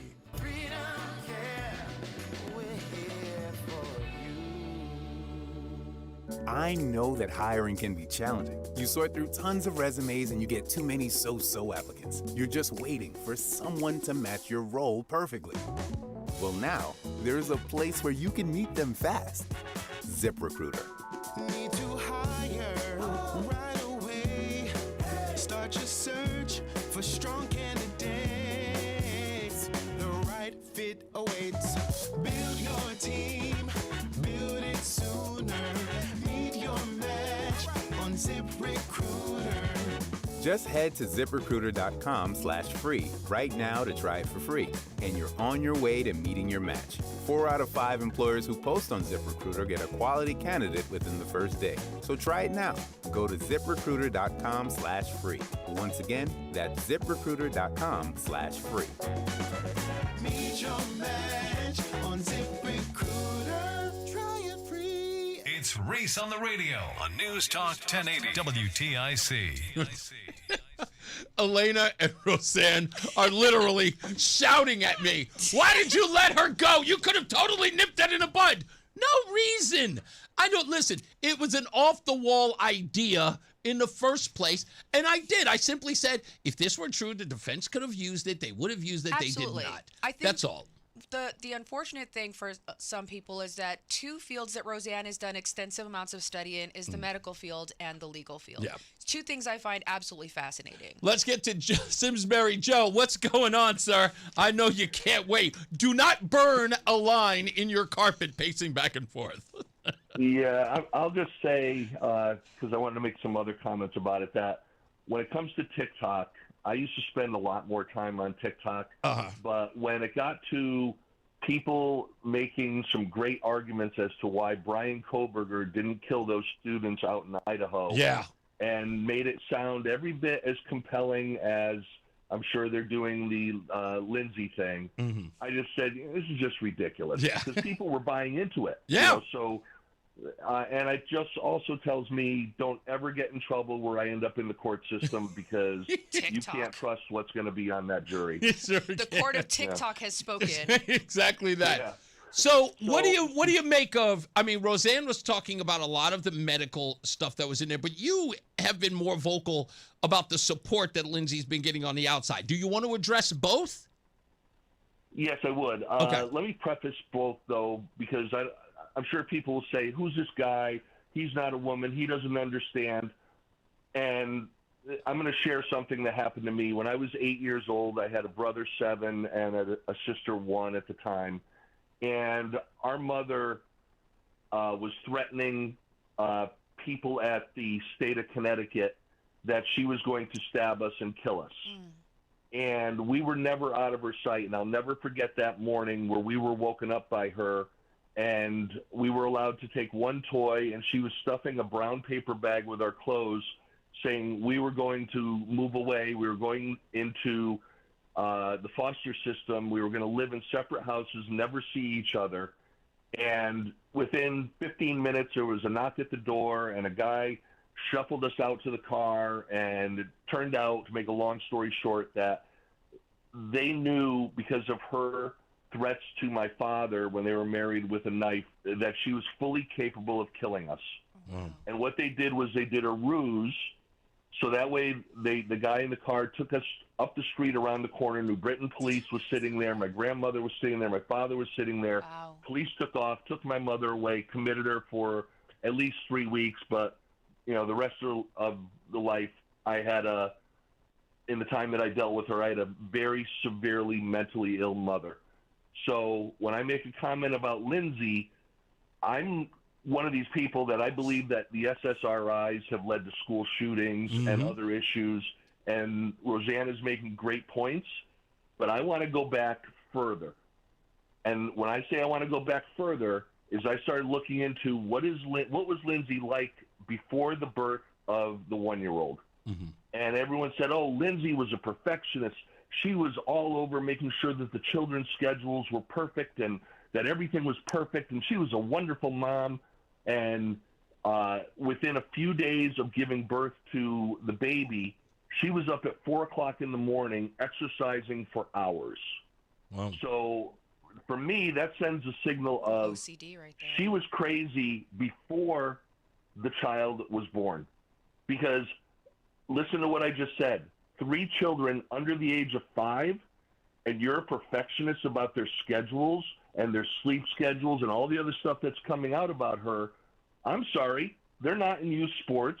They're not in theater. They're not in dance. They're not doing anything. They're little kids, and you're working part-time as a nurse, which I respect, and things get busy, but there's a lot of moms out there who are doing a lot more, and I can assure you that these moms, when your children are below the age of 5 years old, there's not a lot of scheduling. Yeah, hold on for me. She was already showing mental illness, and I think that the medication may have made it worse. Yeah, hold on for me real quick because I want to dive real deep into this because you got a lot more to add to this, and I don't want it to be lost in it. But I got to get our first weather and traffic update in a second. Let's get to Tom O'Hanlon filling in for Mark Christopher. He's in the BPS Lawyers Traffic Center.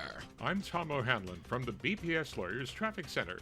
84 eastbound slows down here and there about a half a mile after Prospect Avenue up into Parkville, and then also slow into Hartford. On westbound 84, it's pretty heavy now through East Hartford. We have delays especially between exit 57 and 46. And also in East Hartford on 84 westbound, we're bunching up right around Route 2. 2 is busy up into 84. Now, if you're traveling near Waterbury on 84 eastbound, slowing down exit 18 to 20. Route 3 has some stop and go southbound approaching the river and continuing down to 91. 91 southbound gets slowed down into 691. Looks like something could be working there. And moving along decently at Wilbur Cross, 95's okay through New Haven. Traffic and weather together on the 8th. WTIC News Talk 1080. WTIC weather. After a couple of breaks in the overcast late during the afternoon, we will have a partly cloudy sky overnight with a low temperature of 60. Plenty of cloud cover tomorrow with a couple of showers around, the high temperature 74. Perhaps a brief instance of flooding well to the south of the city. Humid with a couple of showers tomorrow night with a low of 64. Cloudy and humid, a couple of showers and a thunderstorm on Sunday, the high 79. But behind a cold front and low pressure center, plenty of sunshine, less humid, a nice gentle breeze on Monday, the high temperature up to 80. Partly sunny up to 78 on Tuesday, mostly sunny on Wednesday, the high 79. This is meteorologist Chad Merrill in the WTIC Weather Center. Get a head start to your day with WTIC News Talk 1080. Listen to us live on the Odyssey app before you even hit the road. Get the breakdown on the biggest news stories that Connecticut is talking about. To get started, download the Odyssey app and search for WTIC News Talk 1080. This is WTIC News Talk 1080 with Brian and Company in the morning, Reese on the radio in the afternoon, and news around the clock. WTIC and WTIC FM HD2 Hartford and Odyssey Station. 4 o'clock in the afternoon, I'm John Silva, WTIC 1080 News. A $50 million judgment against InfoWars founder Alex Jones has been reduced to $1.5 million for repeated lies he told, saying the Sandy Hook school shootings in December of 2012 were a hoax. 6-year-old murdered at Sandy Hook Elementary sued Alex Jones for claiming the deadly mass shooting was staged, but the judge said the harassment the couple endured because of the lie wasn't enough to justify the $50 million judgment they were awarded. Texas caps such judgments at $750,000, which each parent will get. Alex Jones still faces a $1.4 billion separate judgment in Connecticut. It's ABC News correspondent Sherry Preston. In Waterbury, police are charging a city woman with manslaughter after they say she struck and killed a pedestrian Thursday night with her SUV. Officers responded to the 600 block of South Main Street around 9:45 last night. When they arrived, they found the 43-year-old Danbury man with serious injuries. He was pronounced dead at the scene. Officers say 38-year-old Morales Rivera Maldonado wound up hitting two parked cars as well after she allegedly struck the victim. There were no injuries in the other car incidents. Police say she appeared to be intoxicated. In addition to the manslaughter charge, Rivera Maldonado also faces charges of reckless driving and OUI. The defense has rested in the Lindsey Clancy murder case in Plymouth, Massachusetts. Testimony was heard from forensic psychiatrist Dr. Philip Resnick. Ms. Clancy's symptoms began within 3 months of Callan's birth. That would be considered a postpartum onset. Then, of course, she had considerable difficulty over the next 5 months, and at the time of the crime itself, on January 24, 2023, Ms. Clancy was frankly psychotic. Wallingford native has pled not guilty by reason of insanity. As he takes on the persistent fiscal challenges of running the Hartford Public School System, second-year Superintendent Andre Townsell is looking on the bright side. He says the graduation rate, math scores, and reading scores are all up.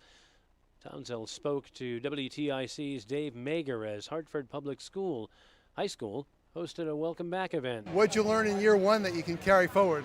You know what, man? I learned in year one that when you invest in educators and invest in kids, they'll always rise to the occasion. So blessed to have a community of people that believe in the mission and vision of Hartford Public School and believe in the city and the school system as a whole. Few parents said the school system could do a better job with family engagement. Katie Ann, with 3 kids in the Hartford school system, says some school hours are not family friendly. It's just a time I don't like for the schools, like the 7:30 to 2:30. I don't think it accommodates parents per se, and then the after school program that they have, it ends at like 4:30, and I'm like, parents are still in work. The welcome back event included school supplies, face painting, and balloon toys for the kids, plus an ice cream truck.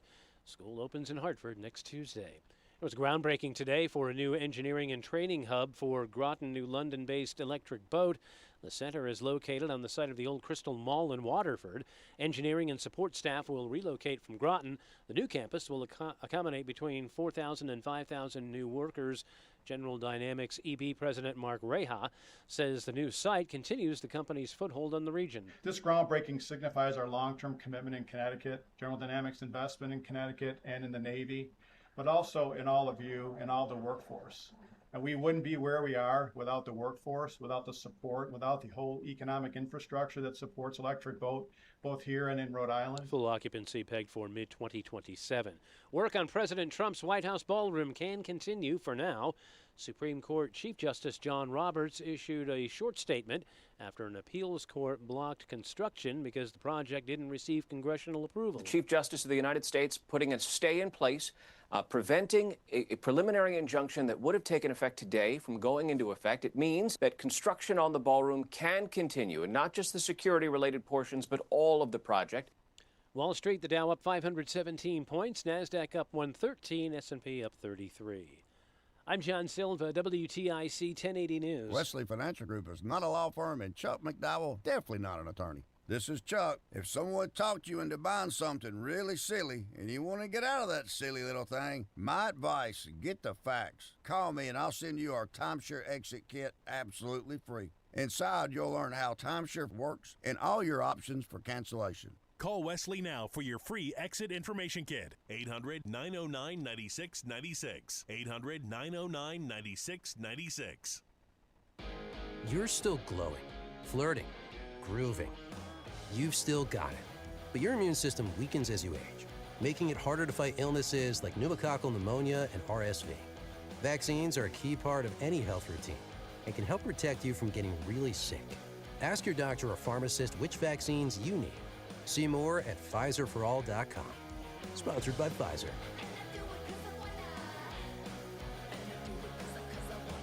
Reese is on the radio.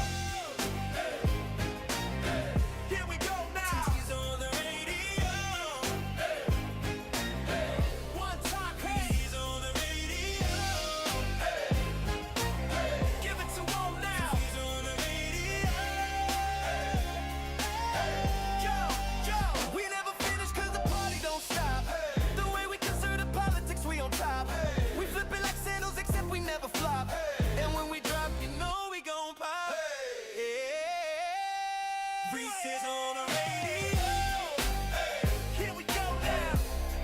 Reese is on the radio. One time, come on. Reese is on the radio. Give it to him now. Reese is on the radio.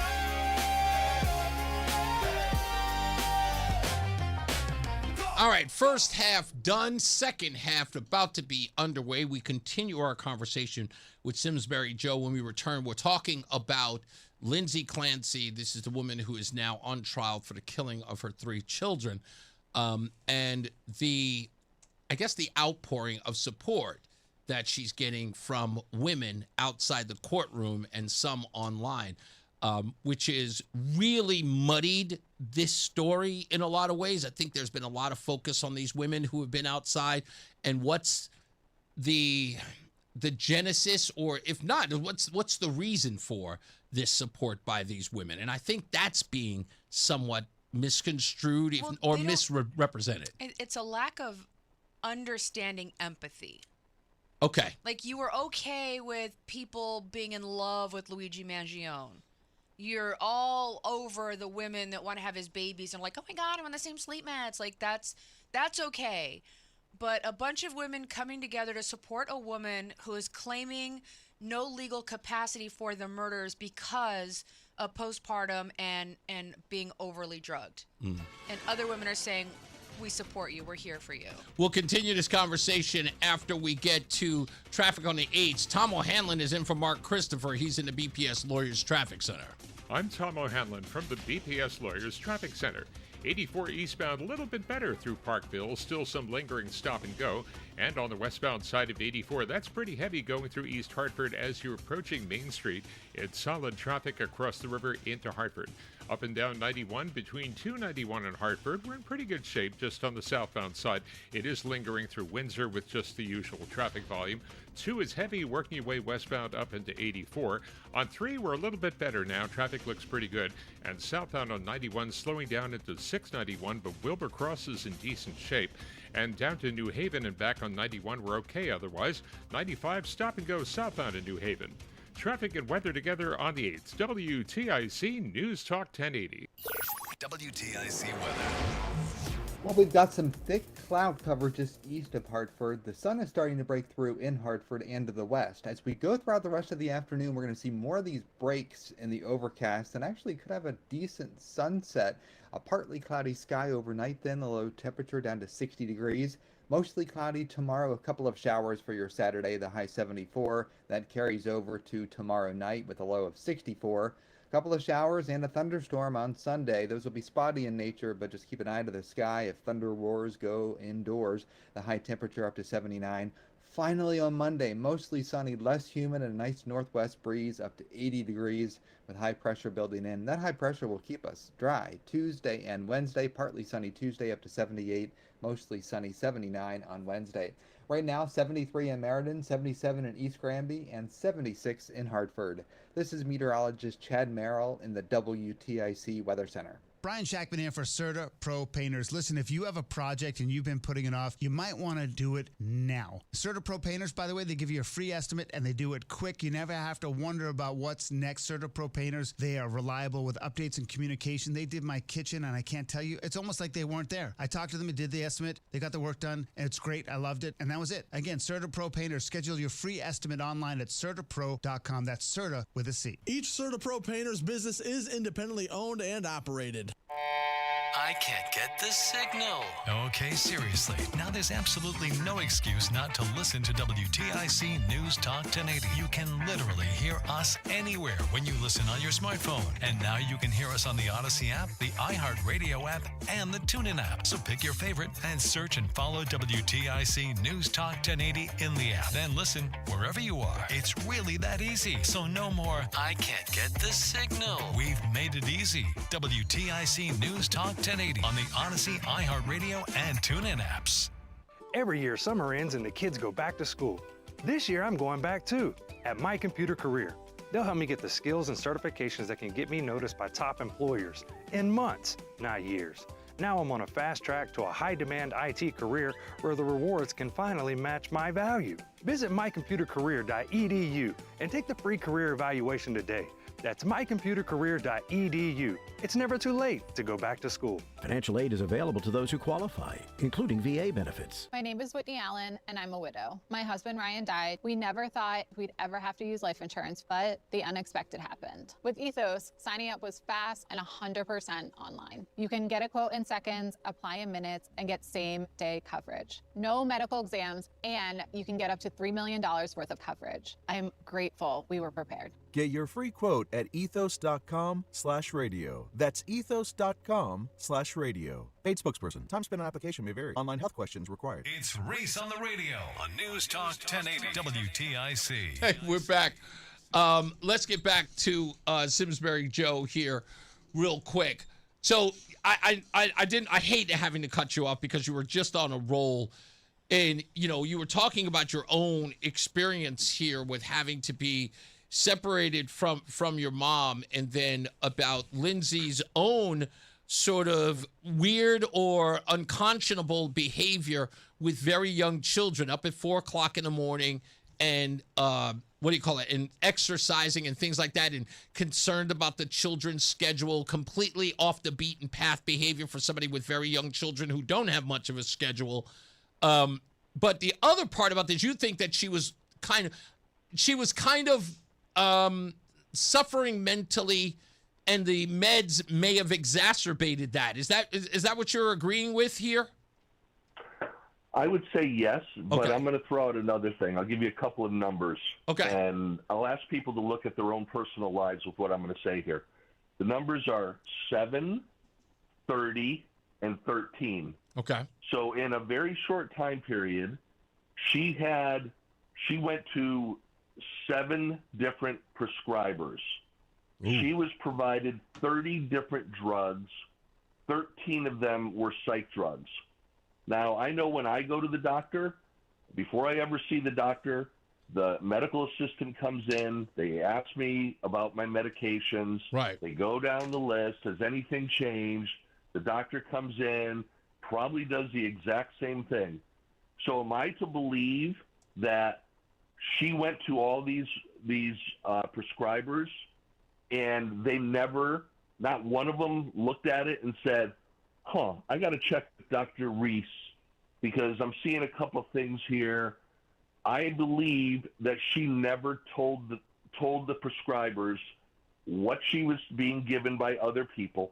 I think she was drug shopping. She's a labor nurse. She knows how the system is supposed to work. And I cannot believe, especially with things like My Chart or even the pharmacy that she was going to, that no one caught the fact that she was on all of these drugs, and no one raised the issue of side effects. No one raised the issue of drug toxicity between different types of drugs. So that's why I believe that she was not being honest with the people. And if you're not being honest, then that tells me that you really don't want to get better, do you? Now, hold on. I'm going to stop you there because one of the things that I noticed, even most recently with my physical, is that my primary care doctor was adamant about getting a hold of my previous medical records. Right. Even And from our doctors in Virginia. yeah, from Virginia. It's called continuity of care. Yeah, exactly. And so I believe that there was a level of that here. I haven't heard this particular thing. Go ahead, Rozan. I would like to say the main reasons that she saw so many doctors, different levels of and types of care. So she saw an outpatient psychiatrist.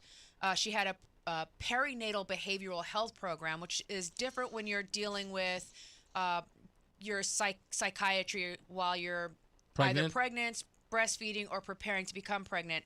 Emergency room visits, partial hospitalizations or day programs for women and infants, which if you're struggling with your mental health and you're getting extra care, your doctor, your psychiatrist or therapist prescribes you treatments at a day facility, which also I've done. And other consultations at a hospital, McLean Hospital involvement at points. So, but is he off the beaten path yes, with the idea? I would say so. So when you are typically when a person is drug shopping, medication shopping, they're looking for medications that are going to produce a certain effect, and it's typically some sort of high. Right? Okay. She was taking benzodiazepines and antidepressants and anti-seizure medications. These are not things that you take to get high. These are things that make you very sick. Trust me, I know. Constipation, diarrhea, nausea, vomiting, feeling spacey, lightheaded. These are not things you take because they feel good. Right, these are not opioids in the sense of a drug she addict. was on psychiatric medications. If you're really drug shopping, you've got, my back hurts, my neck hurts, I got these headaches. the usual suspects. You go and you're looking for drugs that are going to produce more of a high. This isn't not one of those drugs fit that description. The I only one that might be disagree. would be hold on. Ambien, because Ambien is a sleep medication. Okay. All the rest, I was on 8 of the same medications that she was on. None of these drugs would I take. I got fat. I gained so much weight. I lost my appetite. I had diarrhea. I had such severe acid reflux. I was having nightmares, night sweats. It was horrible. Hold on. Let me hear from Joe. Joe, you said you want to respectfully disagree. What is the basis of your disagreement? My disagreement is I have a family member who is a clinical psychologist. Okay. And they are frequently on the phone with some of their patients who are getting medication from psychiatrists, talking about medication interactions, talking about how the patient is doing. So I can't believe that out of all these people, and she's a resident of Duxbury. Duxbury is like a Simsbury. Mm-hmm. So you're not dealing with schlock doctors in the area. I cannot believe with all these people that, and all their training, that someone didn't say, hey, wait, stop. Who are you seeing? I need to talk to them. But wait a minute, but believe then wouldn't she that did not tell them that she had these things. But hold on, no. I think wait. But Joe, that's why I believe that where Rozan is talking about the continuity of care in a small. You said Duxbury is relatively a small town. We're not looking at a metropolis where there's going to be sort of continuity of care laxes. If she's in a small town, I almost feel like it's incumbent upon her physicians, especially when she's also dealing with pediatrics as well, because her children are seeing, pediatric physicians as well as her own doctor. My question is something different. To what end? What was she attempting to achieve by getting, in 4 months, 30 psychiatric medications? Oh, I'm not saying that she was doing it to get high and to feel good or anything like that. Okay, then what? It was part of her mental illness, and I'd like to know. Here's another question. So you live in Duxbury, you live in Simsbury, you live in Farmington, wherever. How many different drugstores was she going to be able to acquire the 30 different medications? And you would normally go, when I go to the doctor and say, CVS Simsbury, still your pharmacy? Yes. Yeah. Well, the pharmacist is going to see that Joe's getting 30 different medications, and there's going to be a question that's going to be raised by even the most incompetent pharmacist. Wait, hold on. Now, Joe, you're saying that there's going to be. I'm going to make the weird argument here that says that's not a guarantee. What if indeed the objective was to get her on these drugs by the physicians? It's not far-fetched, right? That the objective by the doctors? Yeah, because Rozan is sitting up here saying in her own experience, while she was going into the hospital dealing with severe PTSD, her physician was getting her 13 medications she took a day. I don't know about anybody else, but that seems like an overdose, an overprescription. I was diagnosed with personality disorder, panic disorder, anxiety disorder, bipolar disorder. I mean, every month I was getting a new diagnosis and a new drug thrown at me. And I was seeing the same doctor. I picked up all my drugs at the same pharmacy. That's the difference. Okay, hold on. I'm going to hear my response. Rozan, that's the difference. You're seeing the same doctor, and that doctor may not have been treating you properly. I'm saying that doctors have to follow a standard of care to make sure that they don't have a malpractice issue. Right, but where if they get word that something is going on with another doctor, they are responsible to contact that doctor and make sure that, okay, is she off that medication? How long has she been off it? What's going on here? Well, let's say all these people. But Joe, wait.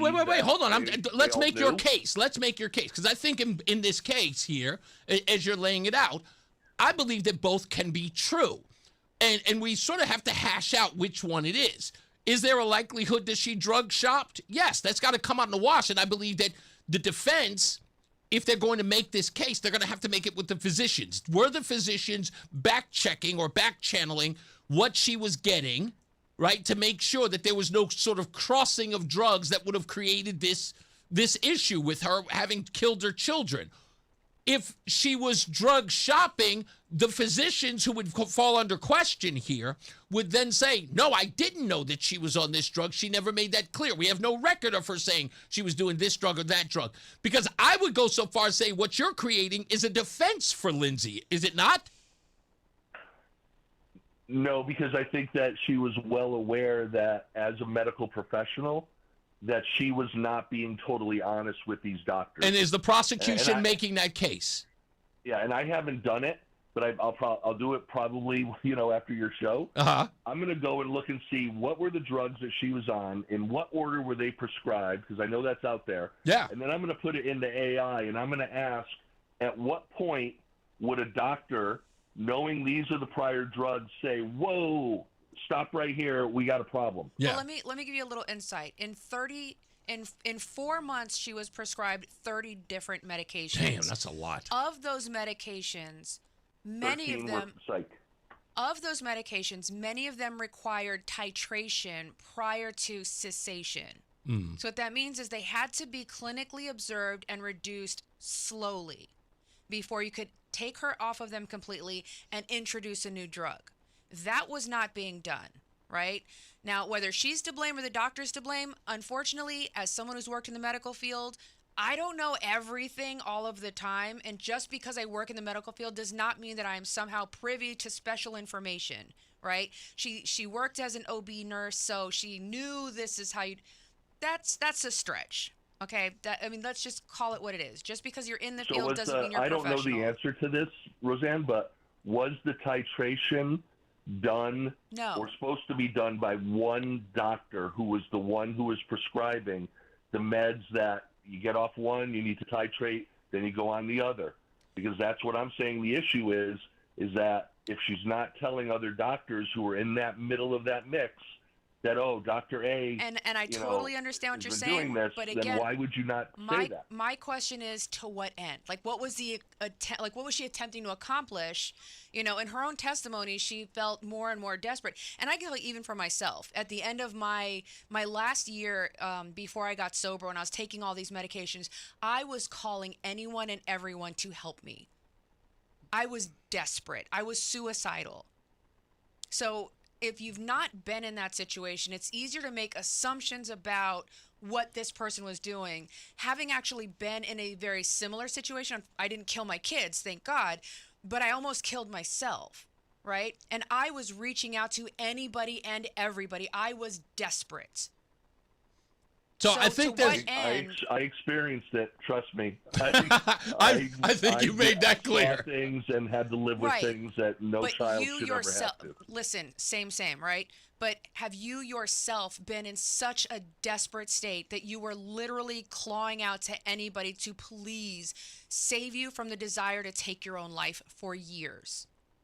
Not me, but my brother did. I have.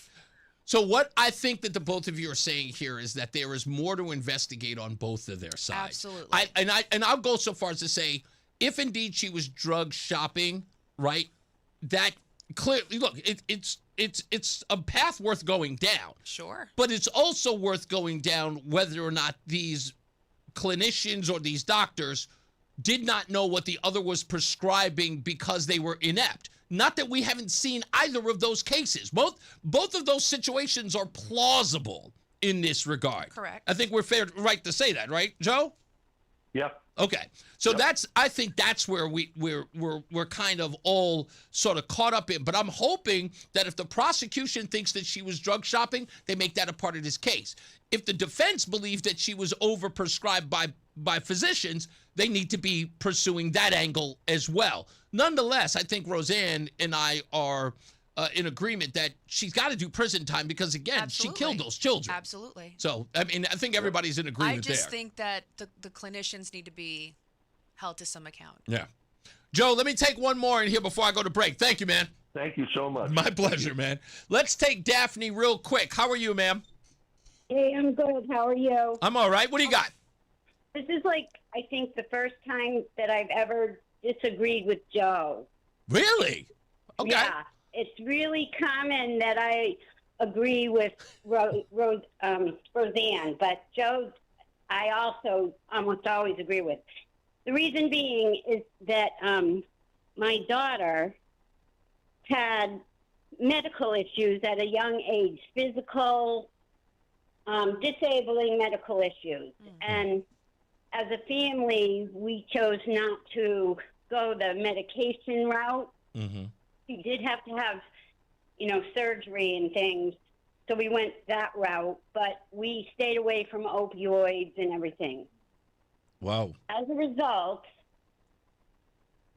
she dealt with chronic pain, and as a result of that, she ended up being treated for depression, diagnosed with bipolar, diagnosed with personality disorder, Daphne, put on all sorts of medications. Daphne, hold on for me 1 second. I got to go to a hard break. Do you mind sticking around for a second? I want to get into a little bit of this, just on your opinion on this and having dealt with it with your daughter. Can you hold for me? I do. I will. Thank you. Hold on. Let's get another check of traffic and weather. Tom O'Hanlon is here. Mark Christopher is out. He is in the BPS Lawyers Traffic Center, and then we'll come back and talk to Daphne. I'm Tom O'Hanlon from the BPS Lawyers Traffic Center. On 84 eastbound, we're still seeing the usual traffic working your way up into Parkville and continuing into Hartford. Now on the westbound side of 84, that traffic continues to build through East Hartford. We have plenty of traffic pretty much from 384 over to and across, where it gets heavy around Main Street, and then you're loaded up crossing the river. Going up Route 2, it is slow westbound into 84. Founders Bridge has plenty of traffic over to the Hartford side. 291 westbound is pretty heavy for half a mile or so heading for the river. And heading down 91 from 291, we have stop and go in Windsor. On Wilbur Cross, we're in pretty good shape. Up and down 91, no major problems, just sluggish near 691. Traffic and weather together on the 8th. WTIC News Talk 1080. WTIC weather. After a couple of breaks in the overcast late during the afternoon, we will have a partly cloudy sky overnight with a low temperature of 60. Plenty of cloud cover tomorrow with a couple of showers around, the high temperature 74. Perhaps a brief instance of flooding well to the south of the city. Humid with a couple of showers tomorrow night with a low of 64. Cloudy and humid, a couple of showers and a thunderstorm on Sunday, the high 79. But behind a cold front and low pressure center, plenty of sunshine, less humid, a nice gentle breeze on Monday, the high temperature up to 80. Partly sunny up to 78 on Tuesday, mostly sunny on Wednesday, the high 79. This is meteorologist Chad Merrill in the WTIC Weather Center. Making sense of it all and having fun. That's how we would sum up our show, Markley, Van Camp, and Robbins. It's what happens when you take a Gen Xer, a millennial, and a baby boomer and give them a radio show. We go through the news the same way you and your friends would, taking the serious stuff, seriously, while also laughing at the absurd. Each one of us brings a unique perspective to the news of the day, closing the generation gap in a way no other talk show can. Hear Markley, Van Camp, and Robbins weeknights 6 until 9 on WTIC News Talk 1080. And now, a WTIC news update.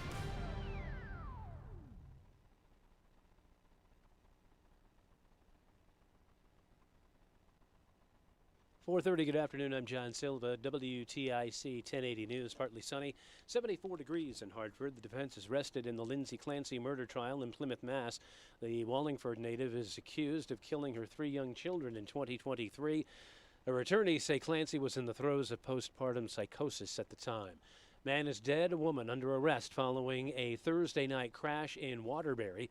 Police say the 43-year-old Danbury resident was found on South Main Street with serious injuries and pronounced dead at the scene.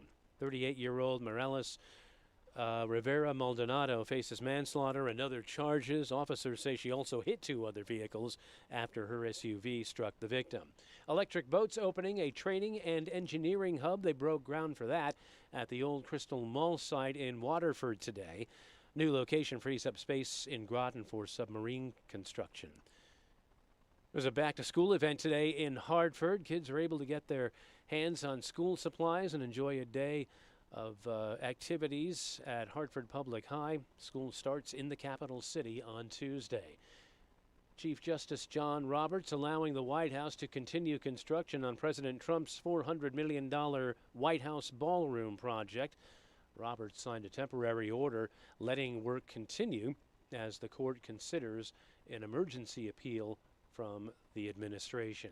Ukraine officials say Russian drones hit a shopping center in central Ukraine, killing 14 and wounding others. Wall Street, big bounce back for the markets today. The Dow finished up 517 points. The Nasdaq gained 113, and the S&P picked up 33 points. Red Sox baseball on TIC tonight. Sox opened a series at Fenway against the Giants, San Francisco Giants. 6:10 the pregame here on the radio. Yanks opened a series at the stadium against Toronto. The Mets are in Chi-Town to take on the White Sox. Eastern League, Yard Goats and Somerset, they're playing 2 at Duncan Park, and it is WTIC night there. You can join Brian and the rest of the crew out at Duncan Park. For these stories and more, go to WTIC.com.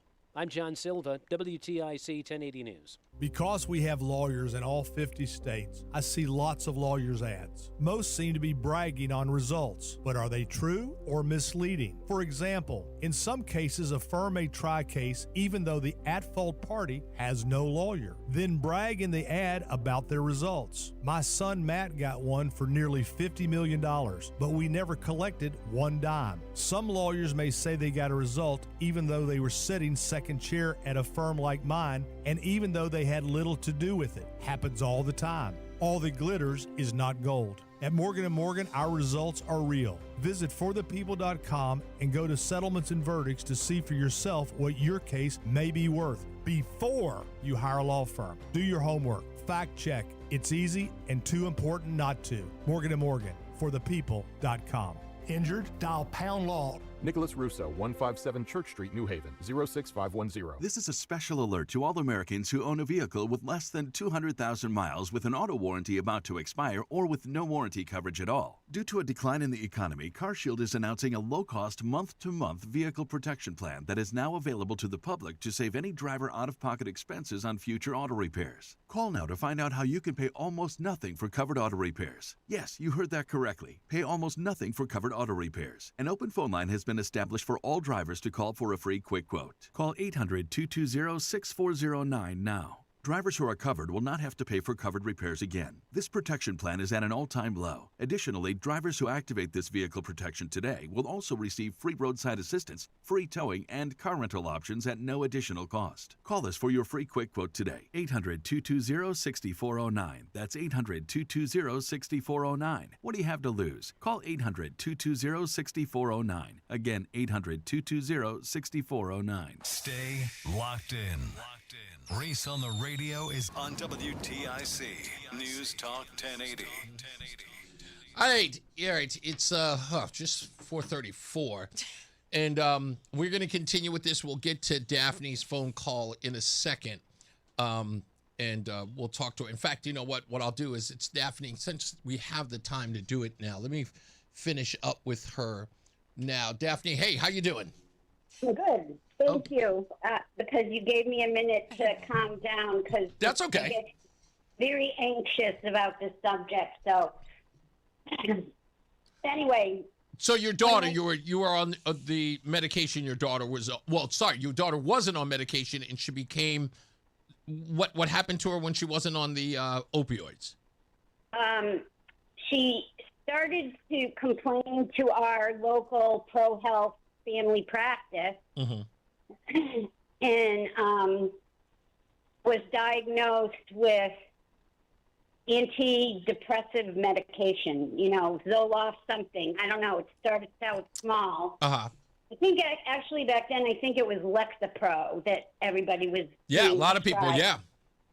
Anyway, from there, she went to college, UConn. Don't even get me going on them. She ended up dropping out, running away. Wow. Moving to New Britain. Ended up taking an overdose of a variety of different things, including clonazepam. All prescribed from different places, all prescribed from different doctors. They came and we got a phone call. She was at the ER. We went to the ER at New Britain General.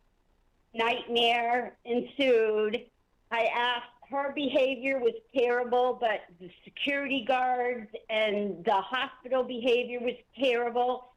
And I ended up asking for a patient advocate. They told me they didn't have one, and I almost lost my mind. And they threatened to have me removed from the hospital because it's a law that they have a patient advocate, and for them to tell me they don't know what one is wow. ridiculous. Long story short, I ended up repossessing my daughter, thank God, getting her all sorts of help. Years later, on her own, she titrated all her drugs. She went about 9 months without a breakdown, a problem. Oh, and keep in mind, she didn't have alcohol as an issue. She didn't have drugs as an issue. Yeah, this is all just... This is all related to body pain, wow. Emotional pain, years of depression, and medication. Yeah, Daphne, unfortunately, I got to let you go on that one, but thank you for your story. We're going to reiterate this in a little bit. But thank you. I appreciate you spending the time with us, okay? Okay, Thank sorry. you. You got it. It's okay. Thank you. I'm so anxious. Sorry. That's all right. Bye. All right, we'll take another break. Mark Christopher's out, so we've got Tom O'Hanlon. No, he's not AI. He's real. Yeah, he's in a BPS Lawyers Traffic Center. I'm Tom O'Hanlon from the BPS Lawyers Traffic Center. On 84 eastbound, as you're crossing into Hartford, you're going to see some traffic right as you're working your way through Frog Hollow into Hartford, heading for 91. The westbound side of 84, pretty busy from around Main Street, with Route 2 feeding a lot of traffic up into 84. Now, as you're crossing the river in 84, it's slow. Founders Bridge has plenty of traffic too. 91 southbound is busy through Windsor, and 291 has about a half a mile back up there with some road work as you're approaching the river.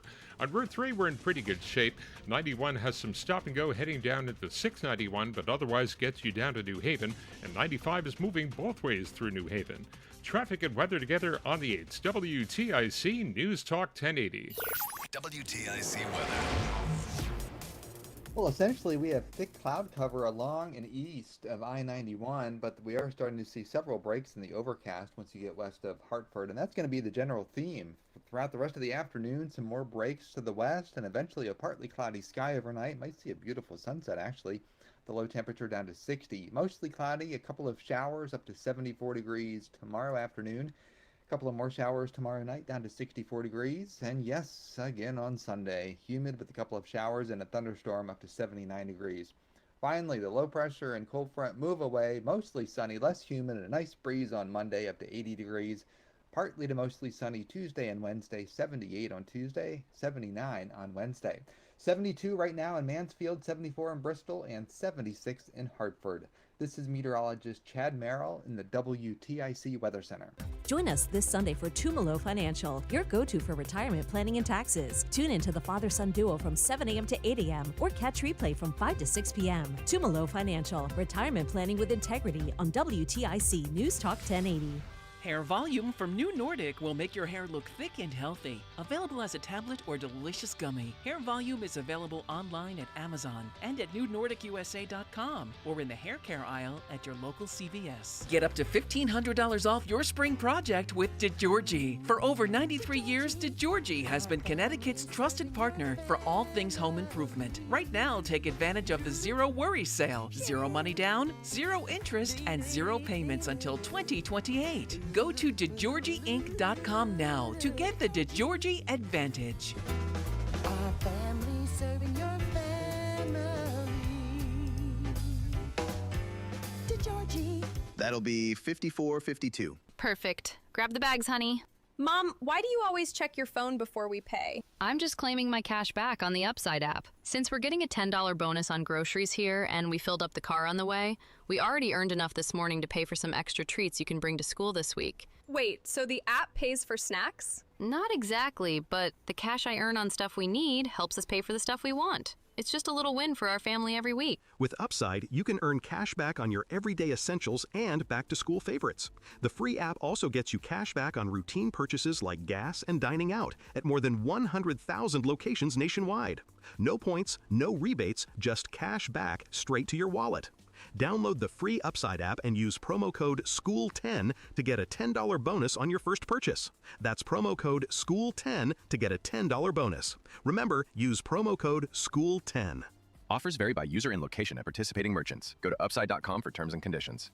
I'm Tom O'Hanlon, and you're listening to Reese on the Radio on WTIC News Talk 1080. All right, we're back. Reese on the radio. Rozan on the radio is here. How many pharmacies did she go to? Insurance companies won't let you go to certain pharmacies and prescriptions, and they're now done electronically. I don't know if any providers hand out written prescriptions. Okay. Just thinking out loud, Maria so, asked. Actually looked this up. Okay. She had Blue Cross Blue Shield. Mm-hmm.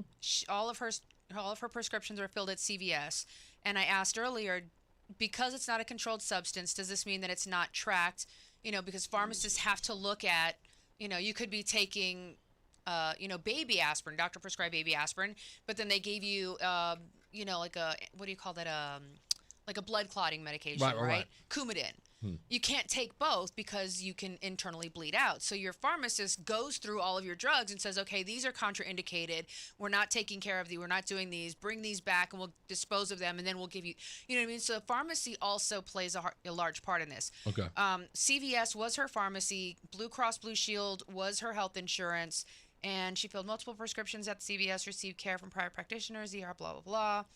No public evidence indicates a lack of health insurance during the relevant period. So health insurance, at some point, the PBM should have been involved. CVS should have raised a flag. You know, when a new doctor called with the drugs, okay, just want to let you know, the patient has already been prescribed XYZ. This is continuity of care. This is what doctors do. When I was working in the medical field and I had to call a doctor to put in prescription, these were the things that I went through. I have a patient. They're prescribed this by Dr. Such and Such, license number. This is a list of medications we have. Do you have anything different that's contraindicated for this patient? Okay, thank you. Let the patient know it's been sent. Go pick up your drugs. So there's all of these safety nets that should be followed, and if they weren't followed, then now you've got to look at the insurance company, you got to look at the pharmacy, you got to look at the doctors, like everybody. This isn't just because if I'm a prosecutor, right, in this case, and I know, right, at least if I'm a prosecutor worth my degree or even my job for that matter, I know that your defense is that you were over-medicated, wrongly medicated by your physician. This is your reasonable doubt. Right. And as the prosecution, what I would say is, listen, exactly like was said earlier, hospital or drug shopping, right? Yeah. That argument doesn't stick because drug shopping is literally with the intent of getting something, right. And it's but if I'm a typically prosecutor, high. I'm trying to disprove that anyway, right? If you're the or prosecutor, prove that, I should the prosecutor is right. As the prosecutor, you need to take the blame and place it squarely on her. Correct. She was intentionally, maliciously doing these things. Right. Exactly. I don't know if that's the position the prosecution is taking. I have not seen that. But I'll ask. But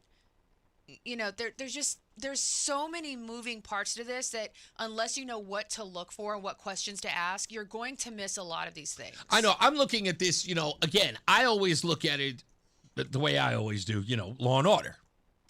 Oh, I don't have my soundbite. They took it. There it is. I graduated from Law and Order University. And I know beyond a shadow of a doubt that if you're a prosecutor, you go after everything they're going to use as a defense. In this case, somebody else did it, which Terry called up and suggested the husband was responsible. She was over-medicated by her physicians. They were malicious in how they prescribed her drugs, right? I need to disprove that because, again, I'm trying to get her locked up. I'm going through every avenue that the defense is going to suggest that keeps her from being held responsible. And I'm going to be there to disprove it. I haven't heard any of these things that have come out so far. So this is the prosecution's core claims. Yes. She was not in the throes of psychosis. She acted intentionally, rationally, and with calculation, planned the killings by sending her husband out and certain timed errands. To go get food. So that she could carry out the murders. She was extremely controlling, meticulous, and manipulative. Some of those I don't disagree with. No longer liked life of motherhood, and she wanted out, basically. This is and then she killed children coldly without hesitation and knew exactly what she was doing. So nothing in there about medication shopping, drug shopping, doctor shopping. That she was just a cold, calculated murderer. Right. Do they believe that this was a murder-suicide attempt? They don't say anything about her jumping out of the window and breaking her own neck. Remember, that gives just that she was sick of her life as a mother. I know, but you wouldn't say that it was a murder-suicide in this case because you're applying reasonable doubt to what the defense is trying to prove. If you acknowledge the jumping out of the window, now you're acknowledging that there's a mental health instability, Boom. which you cannot do because, like you said, it detracts from the cold, calculated, premeditated. You are literally giving the defense their case. Right. And if they really wanted to drive this home, then there would be the whole case of, she was drug shopping. She was intentionally trying to find someone to diagnose her with something. But she could blame the pharmacy. So she could blame her mental health. Exactly. 100%. And that's not part of the argument. It's so easy. It's the reason why I graduated. So, with that, we move on. Let me grab a couple of more phone calls on this one. Let's go to Dan in Manchester. How you doing, Dan? What's up there, prosecutor? How you doing, sir? Not too bad. I've dealt with people that have done their drug shopping. Mm-hmm. I worked at a place where I had a woman who she would constantly call the police and the fire department to take her to a hospital to get more medication, and she would always ask to go to a different hospital. But today, in the past couple of years, I think the system started up where it's all cross-checked. If you go to one hospital like Hartford and you went to Manchester last week, it's in the system. They already know that your prescription was filled by another hospital. So doing it that way is impossible. Doctors doing it, I mean, I've dealt with so many different insurance companies recently. It's like, I'm sorry, but if you're getting all these medications, not just because of like, drug interactions, but because of the money, they're going to be very tight on you once they see 30 prescriptions. Correct. They're going to be tight on checking you out. So I don't believe that, she was drug shopping, but I think she maybe was looking for an excuse to get out of being a mother. There's no question on that side of it. That's easy. You just leave. That's a thing. You could have said that. What about Susan Smith? Susan Smith was dating a guy who didn't like children. She took those two babies. You ever see the picture of those two boys? I don't understand those. I still can't figure it out. She strapped them to their car seats and ran the car into a lake. What was the first thing I said to you about the boy? It's like, I love the line, though, of you just leave. Too many people are afraid to leave because they look at it as, well, if I leave, I lose everything. I don't just have the kids. I lose the husband, I lose the money, I lose the house, I lose the car, I lose everything. And they're not going to want to do that. Which is, again, a different direction to do it. But, I mean, what she did was, that was basically, I'm sorry, but that was evil. Exactly. Not only was it evil, look, this is the part I don't even understand. And I know that everyone must receive a defense, right? That is our law. I understand that. But at what point in your life, especially that woman, looking at what has happened, she is now in a wheelchair, cannot walk. She is nonverbal. Her babies are dead. At what point do you put all of this aside, maybe whisper over or write on a pad to your lawyer, just put me in jail?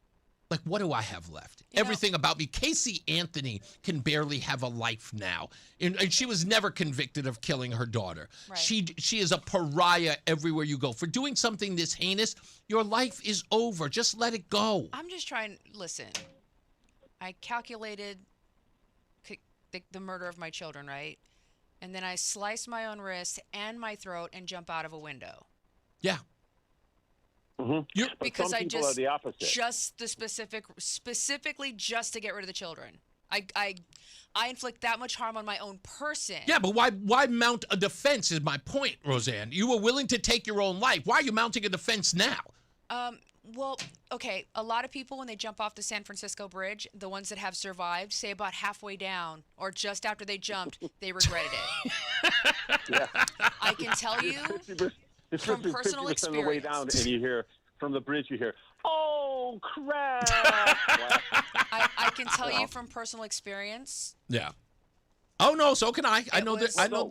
After swallowing a handful of pills, thinking, oh my God, I should not have done that. What am I doing? Dan, last word. I'm sorry. It's always too late when you get to that point where you realize it. But it's like, in all honesty, we need to have institutions again. I don't know if she needs to go to prison. I think she needs to be put in an institution, locked away. And, if they find her sane at some point, then she can go to prison. But I think they need to basically straighten out the mental end of it and then say, now you have to pay for the crime. Yeah, absolutely. Without a doubt. 100%. Agreed, sir. Yep. Thanks, Danny. That's it. Have a good day. Yeah, man, you too. Let's go to Bob in Waterbury real quick. How you doing, Bob? Hi, Reese. How you doing? I'm good, sir. Hi, Rozan. Hello. Hey, the 30 prescriptions in 4 months, that's a lot. That's excessive. And like they're in a small town. She had to be shopping around. And I don't know why the doctors didn't know. How many pharmacies can be there? I mean, something. She's staying in Tewksbury. CVS. It was all at a CVS. Now, if you've ever picked up scripts at a CVS, the pharmacist can see all the scripts, all your meds. I know. That's why Well, yeah, they should have said, okay, what the hell's going on here? Yeah. 30 prescriptions in let's 4 say 15 months. in 2 months. That's a lot. Yeah, and what's the word that you called it, Rozan, when you tamper down? What's it called? Titrate. Titrate, right? So when you titrate, how much titrating can you do in 4 months with 30 drugs? Most of the medications haven't even reached a therapeutic level in her body. Exactly. That's why the whole thing, it seems like she was definitely shopping around. Right, but to I don't what think end? the doctors had nothing to do with it because they didn't know that she was seeing other doctors. But to what end? That's the question. She's not taking these meds to get high. These are Well, medications. it's not like a Matthew Perry thing, where they were giving them these things. I mean, maybe Wait, hold on. doctor- Wait, Bob, you actually did touch on something. I want to push back with Bob on this one. I'm gonna co-sign with what he's just saying here. So you asked the question, to what end? Okay. What if? And I'm just saying, it's just an if, right? Yes, some of the medication gives her diarrhea, gives her nausea, whatever it is. There is no so-called high. But what if there's a degree of... Munchausen? Yes. You took the words right out of my mouth. What if there's a degree of that? What if having the condition of using the drugs was the high?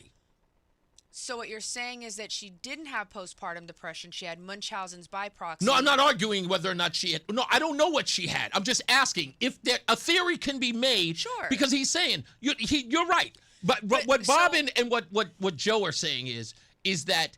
Look, she must have been drug shopping. You're saying she couldn't have been drug shopping because she gets no high from this. Let me tell but what you- if the high is the ailment? Let me tell you some of the side effects of taking these drugs, because it's not just... But what if that's the deal? That's what I'm saying. What's that? What if the side effect was the Seizures, high? Loss of consciousness, confusion, delirium, disorientation. What if an addiction to those things? Because again, it justifies this thing, right? That's what it's supposed to do. It's supposed to justify that you're a sick person. I'm taking all of these drugs because, again, it's a means to an end. It comes with the diarrhea. It comes with the hallucinations. It comes with all of that. But remember what the objective is, right? I will have to tell you, I have no idea I can't even fathom that brain. Okay, no, I got you. I hear you. Because having been on a lot of these medications, well, maybe that's what I'm saying, because I'm making the argument for Bob and for Joe here that maybe to some degree all of us are looking at this in a very myopic way, like we can't see beyond the blinders. So when you're saying that she can't take these drugs unless it was supposed to be getting something high, the Munchausen. That's not what I said. I'm sorry. To what end is she taking them for? Right. Drug shopping to what end?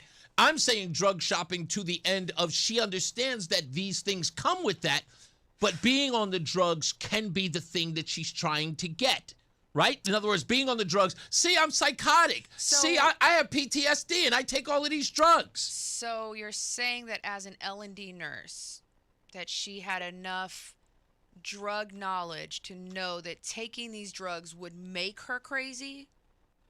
Rozan, it is not off the beaten path. You cannot tell me that it isn't. I'm just saying, an L&D nurse, a labor and delivery. She worked with women giving birth. She wasn't working in a clinic where medications were. Sounds like somebody is planting their feet in the cement on this. I'm trying to understand the logic behind shopping around for psych meds. She killed 3 children. Logic has been thrown out the window a long time ago. Okay. Sure. For 4 months, she induced medical psychoses. Now, still, where's the continuity of care? Okay. Where's the CVS and all this? Where is her insurance company? Not debate. Not absolutely not. I don't have absolutely any defense of that, and I agree with you there. Bob, let me give you the last word before we go to break. I agree with that too. The pharmacy, doctors. There's not. If there's one doctor, okay, but there's a bunch of doctors she's shopping around. But at the same time, I think she was cuckoo to begin with. She shouldn't even have to drink. She shouldn't even have to drink to go with her husband to have the first baby. Yeah. Because there is some definitely planning in this. I mean, she might be diabolical, but she put a lot of thought. It's not. I mean, Crazy. it's not beyond reason. I'm just saying. I get everything that everyone's saying is plausible. I get it, but Listen, Bob. It's also plausible that the husband did it. I gave that lenient. I gave that an opportunity too. Bob, thank you, man. I appreciate you. Hey, thanks for taking my call. You got it. All right, let's get another check of traffic and weather. Mark Christopher's out, so we've got Tom O'Hanlon, not AI. He's in the BPS Lawyers Traffic Center. I'm Tom O'Hanlon from the BPS Lawyers Traffic Center. On the eastbound side of 84 West Hartford into Hartford, it starts to slow down getting through Frog Hollow and working your way towards 91. The westbound side of 84 remains slow in the usual spot from Main Street and across the river into Hartford. It's stop and go going up Route 2, with most of that being a stop. And if you're heading down 91, it is busy working your way down through North Meadows. And eastbound on 84, we're also slowing down after you pass 291. Now, Route 3 is in pretty good shape. Up and down Wilbur Cross, we're doing all right. 91 southbound just has some stop and go right around the area of 691.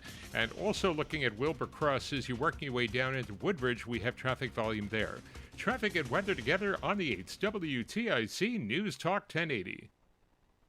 Brought to you by NJM Insurance Group. If you dread dealing with your insurance more than you dread build-it-yourself furniture, with extremely vague instructions. What are these? Hieroglyphics? Then you might have Insuranoia. You should have NJM Insurance. They go to great lengths to do what's best for their policyholders. WTIC weather.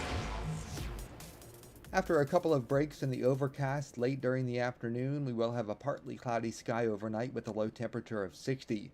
Plenty of cloud cover tomorrow with a couple of showers around, the high temperature 74. Perhaps a brief instance of flooding well to the south of the city. Humid with a couple of showers tomorrow night with a low of 64. Cloudy and humid, a couple of showers and a thunderstorm on Sunday, the high 79. But behind a cold front and low pressure center, plenty of sunshine, less humid, a nice gentle breeze on Monday, the high temperature up to 80. Partly sunny up to 78 on Tuesday, mostly sunny on Wednesday, the high 79. This is meteorologist Chad Merrill in the WTIC Weather Center. There's a lot happening in Washington and in your local neighborhood. Follow WTIC News Talk 1080 on the Odyssey app to keep up with the latest. This is WTIC News Talk 1080 with Brian and Company in the morning, Reese on the radio in the afternoon, and news around the clock. WTIC and WTIC FM HD2 Hartford and Odyssey Station. 5 o'clock in the afternoon, I'm John Silva, WTIC 1080 News. The defense rested today in the Lindsey Clancy murder trial in Plymouth, Massachusetts. Prosecutors say that the jury shouldn't be told about this argument about involuntary intoxication, all these medications that Clancy was on. The defense lawyer pushed back on that, said this is clearly a case about intoxication. Clancy was on more than a dozen different psychiatric meds in the 4 months before the killings. Correspondent Peter Haralambous, the Wallingford native's defense, says Clancy was in the throes of postpartum psychosis that day in 2023 when she killed her 3 children and attempted to end her own life. With the beginning of school set for Tuesday, Hartford Public High School was the location for a colorful welcome back event for students of all ages, and WTIC's Dave Mager was there. There was an artist twisting balloon animals for the kids. And would you like a face? And face paint, plus an ice cream truck. The Hartford Public Schools going out of their way to welcome kids back. What's your first name? Adriana. You're surprised to get a balloon today? Yes. In the I should have known category, a parent with 3 little kids compared to a parent with teenagers. They are very excited to see their new teachers, to be able to connect with their old friends and meet new ones. The kids excited to get back to school? No.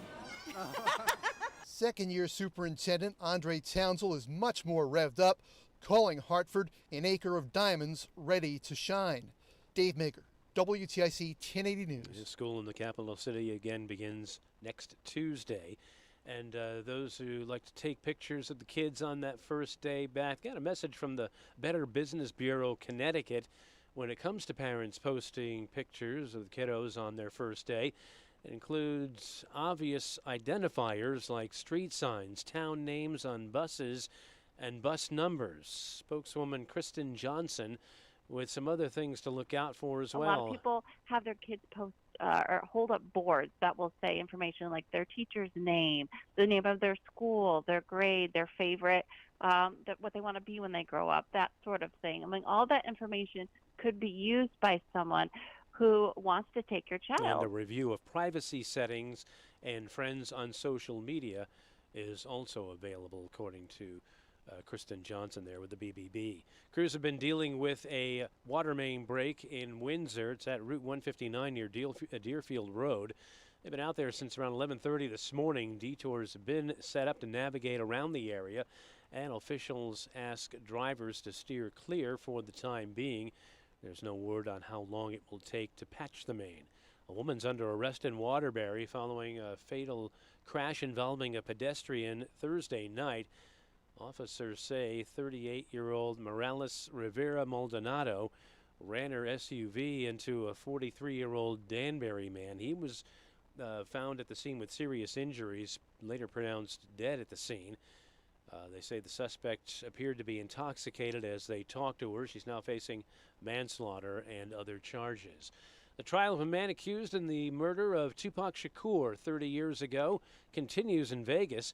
Yesterday, jurors heard a recording from Dwayne Davis speaking during a 2008 police interview claiming his nephew shot Tupac. Davis now says previous statements were false. The big moment was yesterday, this 2008 recording with the LAPD, where the jurors heard it. In his own words, he said, hey, we did this. I had the gun. I gave it to a guy named Dre in the car. He was too afraid to do it. Then I gave it to Orlando Anderson, Dwayne Davis's nephew. Then pop, pop, pop, and it went off at that point. And then they went to the Monte Carlo, smoked a little bit, drank a little bit, and went to bed after that. Mm-hmm. So do they believe what he said in 2008, or do they believe him now? It's correspondent Alex Stone covering. An aircraft carrier under construction and bearing the name of a black sailor awarded the Navy Cross during World War II could be renamed for President Trump. Dory Miller fired an anti-aircraft machine gun at Japanese planes during the attack on Pearl Harbor. He also dragged wounded men to safety. His great niece is Selena James. It's sending really horrible mixed signals to everyone around. I don't think only with my family, I think the people that are building this ship, I think just everyday people of America. The carrier was named for Miller during Trump's first term. Supercarriers are typically named for presidents, according to multiple reports. Miller's name could be reassigned to another vessel, and the Navy could pursue upgrading his commendation to the Medal of Honor. Wall Street, the Dow finished up 517 points today. The Nasdaq gained 113. S&P was up 33. I'm John Silva, WTIC 1080 News. As the old saying goes, size matters. At Morgan & Morgan, we have over 1,000 lawyers and nearly 6,000 people on staff. But at the core, this is and always has been a family business. Our family watching out for your family. Call us or email us 24 hours a day, 7 days a week, even on a Saturday or a Sunday. And if you ever have a problem, call our mom. Morgan & Morgan. For the people and your family. Injured? Dial pound law. Nicholas Russo, 157 Church Street, New Haven, 06510. Hi, this is Eric Hogarth, Certified Financial Planner from Money Wisdom. Get the answers to your retirement questions at our free educational dinner workshop. Reserve your seat today to learn about different strategies to maximize your retirement income, ways to reduce your lifetime tax obligation, and much more. Text WORKSHOP to 800-705-1232. That's WORKSHOP to 800-705-1232. Johnson Brunetti is a marketing name for the businesses of JB Capital and JN Financial. Investment advisory services offered through JB Capital, LLC. Insurance products offered through JN Financial, LLC. It's Reese on the radio on News Talk 1080 WTIC. By the way, I know that all of this is depressing. I am going to move on because I got to talk about voting. It's coming up. That's not depressing. No, this is much more important. But you know what time it is? It is the time of the show.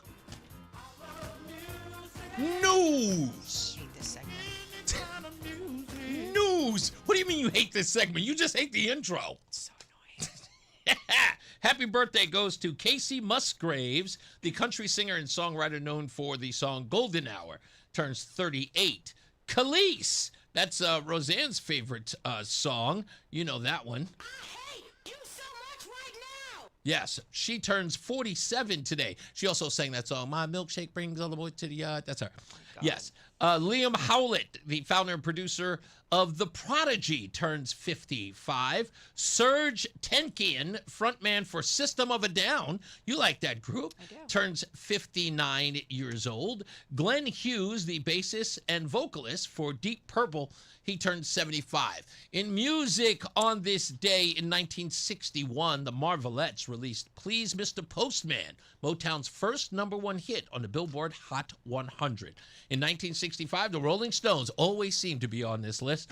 Their album Out of Our Heads started a 3-week run at #1 on the Billboard 200, powered by the song I Can't Get No Satisfaction. Probably one of the most coveted songs, one of the most lauded songs in their repertoire. In 1990, one of my favorite bands, Jane's Addiction, released their album Ritual de lo Habitual. And in 1997, a band that I never can get that people are fans of, Oasis, in 1997 released their album Be Here Now, which became the UK's fastest-selling album of all time. Unless it's something really crappy. Yeah, I'm really not a fan of either one. That's what was playing when... Oasis? Yeah, when Lindsey lost it. Go away. Go away. Let's get to another check of weather and traffic. Mark Christopher's not in, so we've got Tom O'Hanlon, not AI. He's in the BPS Lawyers Traffic Center. Hey, Tom. I'm Tom O'Hanlon from the BPS Lawyers Traffic Center. On the eastbound 84, it's actually better now in West Hartford. If you're going eastbound, we had that traffic up into Parkville where it does slow you down and continues as such into downtown Hartford over to 91. The westbound side of 84 pretty heavy as you get to Route 2 because 2 is feeding a lot of traffic up into westbound 84, and crossing the river, that'll take some time. Founders Bridge is slow over to the Hartford side as well. Heading down 91 through North Meadows, we have some traffic volume just tapping the brakes and slowing down into 84. Westbound on 291, we have road work slowing you down for about a half a mile as you're heading for the river. On Route 3, we're in pretty good shape. Up and down Wilbur Cross, not too bad. We do have some traffic, though, as you're going down through Hamden, so just be prepared for that. But otherwise, getting the job done. Traffic and weather together on the 8th. WTIC News Talk 1080. WTIC weather. We are seeing even more breaks in the cloud cover west of Hartford, and that cloud cover is going to thin for the rest of the area going forward through late this afternoon into early this evening. Should see a gorgeous sunset and then a partly cloudy sky, the low temperature overnight 60. Tomorrow, mostly cloudy, a couple of showers move in during the day, the high temperature 74. A couple of more showers tomorrow night with a low of 64. Once we get into Sunday, we will have a couple of showers, even a thunderstorm, and perhaps some small hail and gusty winds with the thunderstorm that comes through, the high temperature 79. Now mostly sunny, less humid, breezy, very tranquil on Monday with a high of 80. Partly to mostly sunny Tuesday and Wednesday. 78 on Tuesday, 79 on Wednesday. Right now 72 in Waterbury, 70 in Hebron, and 75 in Hartford. This is meteorologist Chad Merrill in the WTIC Weather Center. Summer's here, and so are new beverages at McDonald's, like the Sprite Berry Blast Crafted Soda, topped with foam, or the Refresher with add-ons like Popping Boba. Fire up the grill, leave the slider open, and gather on the patio. Summer is for outdoor cooking. We'll handle the kitchen inside. At Dean Cabinetry, we design kitchens that are built around how you live every day.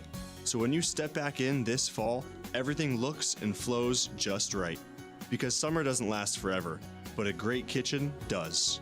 Dean Cabinetry, your kitchen cabinet partners from start to finish. Hi, I'm Tom Tierney, owner of the Green Cremation, Connecticut's only water cremation facility. Our process uses a gentle, water-based alternative to flame, with no smoke, no fire, and no harmful emissions. It uses up to 90% less energy than traditional cremation and produces zero air pollution. We're proud to offer families a compassionate, earth-friendly way to honor a loved one. Visit thegreencremation.com to learn more or pre-plan today. Visit thegreencremation.com. Is reviewing life insurance on your to-do list? Now's the perfect time to add it. A friend recently told me that securing life insurance sooner rather than later can help you lock in lower rates for years to come. So I bumped this up on my list and got it done. I called SelectQuote and couldn't believe how easy and affordable life insurance is. I'm 40 and got a $500,000 policy for $16 a month. My husband's also 40 and his $500,000 policy was only $18 a month. Plus, with SelectQuote's same-day same-day coverage. There was no medical exam required, and we were covered by the time we hung up. Knowing I have this checked off my list feels amazing, but the peace of mind knowing my family is protected feels even better. Call Select Quote at 1-800-329-1010. That's 1-800-329-1010. Or go to SelectQuote.com to get your free quote today. That's 1-800-329-1010. Details on example rate at SelectQuote.com. From politics to news to music to movies and anything above the sun. And outer space and beyond, it's Reese on the radio. Damn, he's good. Only on NewsTalk 1080 WTIC. All right, Reese on the radio, we're back. Can you believe that somebody is ridiculously telling me about Austin Metcalf? Talking about apparently he was doing KKK graffiti. Oh, it's his twin brother, His allegedly. twin brother, yeah. And it was the twin brother, not the one who died? No, that's what I saw. It was the twin brother. Okay, so not the kid who was stabbed. No. Oh, okay. That's interesting. So not the kid who From was what stabbed. I read on the TV, Right. it said that his twin brother, Right, had- some of his activities. Activity was apparently, right, was in question, but he was not the person who ended up being stabbed to death. Correct. Is that what it is? Correct. Yeah, somebody's mentioning is that I didn't mention, and I only talked about Carmelo Anthony's penchants for violence and wanting to lick the blood off the knife after he had said that he was low-key on the verge of stabbing and killing someone after stalking his girlfriend. Oh, gee! I'm just saying, Austin Metcalf's twin brother has not stabbed anyone and murdered just anyone. Just so we know. Just so we know. Something to think about. Just trying to do the fact-checking here. That's all. Good job on the fact-checking. Hey, folks, you know, I said yesterday we're going to spend a little time on this election nonsense that people keep telling us that there's nothing to be worried about when it comes to election fraud, right? It's all on the up and up. Elections are secure, Stephanie Thomas tells us. Elections are absolutely safe, Governor Ned Lamont tells us. Bob Duffman tells us there's nothing to be a fear or concern about, the Duffman tells us. Come on. Damn it. Hey, it's Duffman. Duffman. Oh, yeah. Oh, yeah. Which is all nonsense. It's also all Donald Trump's conspiracy theories and disinformation. Is it misinformation? I don't know. One of those. Let's travel around the country and see if there are any stories about voter fraud. You won't find any. Oh, are you sure? Positive. How about this one? 3,000 registered voters in Alabama just got booted from the state voter rolls. That's after the Secretary of State, Wes Allen, ordered the removal of all non-citizens who were registered. But how did non-citizens get registered in the first place? WAFF 48's Nick Ballinger spoke to the Secretary of State to get to the bottom of this story. Nick? Yeah, Margo, when I asked Secretary Allen how these people got registered to vote in the first place, he couldn't give me a clear answer just yet, saying it was still being investigated. But when he gave me a breakdown of how many there were in each county, the numbers were glaring. This is a list from Secretary of State Wes Allen of how many non-citizens were registered to vote in our counties. The state found 3,251 people. 742 of them were from North Alabama. We got the information, we cross-checked it against our centralized data file here in the state of Alabama and found those 3,200 individuals. The information he's talking about are people with alien registration numbers. Those are issued to immigrants who intend to live in this country permanently and have already applied for a green card. However, you're not eligible to vote with just an alien identification number. When I asked Allen how 3,000 plus were able to register in the first place, he couldn't give me the answer. But it's our belief that only American citizens should be allowed to vote.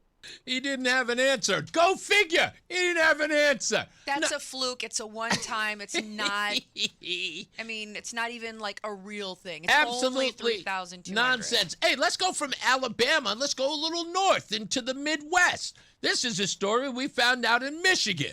It's a beautiful Tuesday morning here in Berry County, Michigan. I'm Sheriff Darleaf. An employee of the Michigan Secretary of State's office reported to me that non-citizens are automatically registered to vote when they change their address. The confidential informant provided evidence that the customer and automotive record system is programmed to congratulate and inform non-citizens that they are registered to vote. When the confidential informant provided proof to her supervisor that non-citizens are automatically registered to vote, the supervisor stated that the county clerk would identify the non-citizenship status. Unfortunately, ladies and gentlemen, this is not true. The county clerk is given access to the qualified voter roll after the Secretary of State registers a person to vote. The qualified voter roll does not designate a citizenship status. Once a person is registered to vote, they have the ability to receive a mail-in ballot or vote at the poll with their ID card. The polls do not verify citizenship status.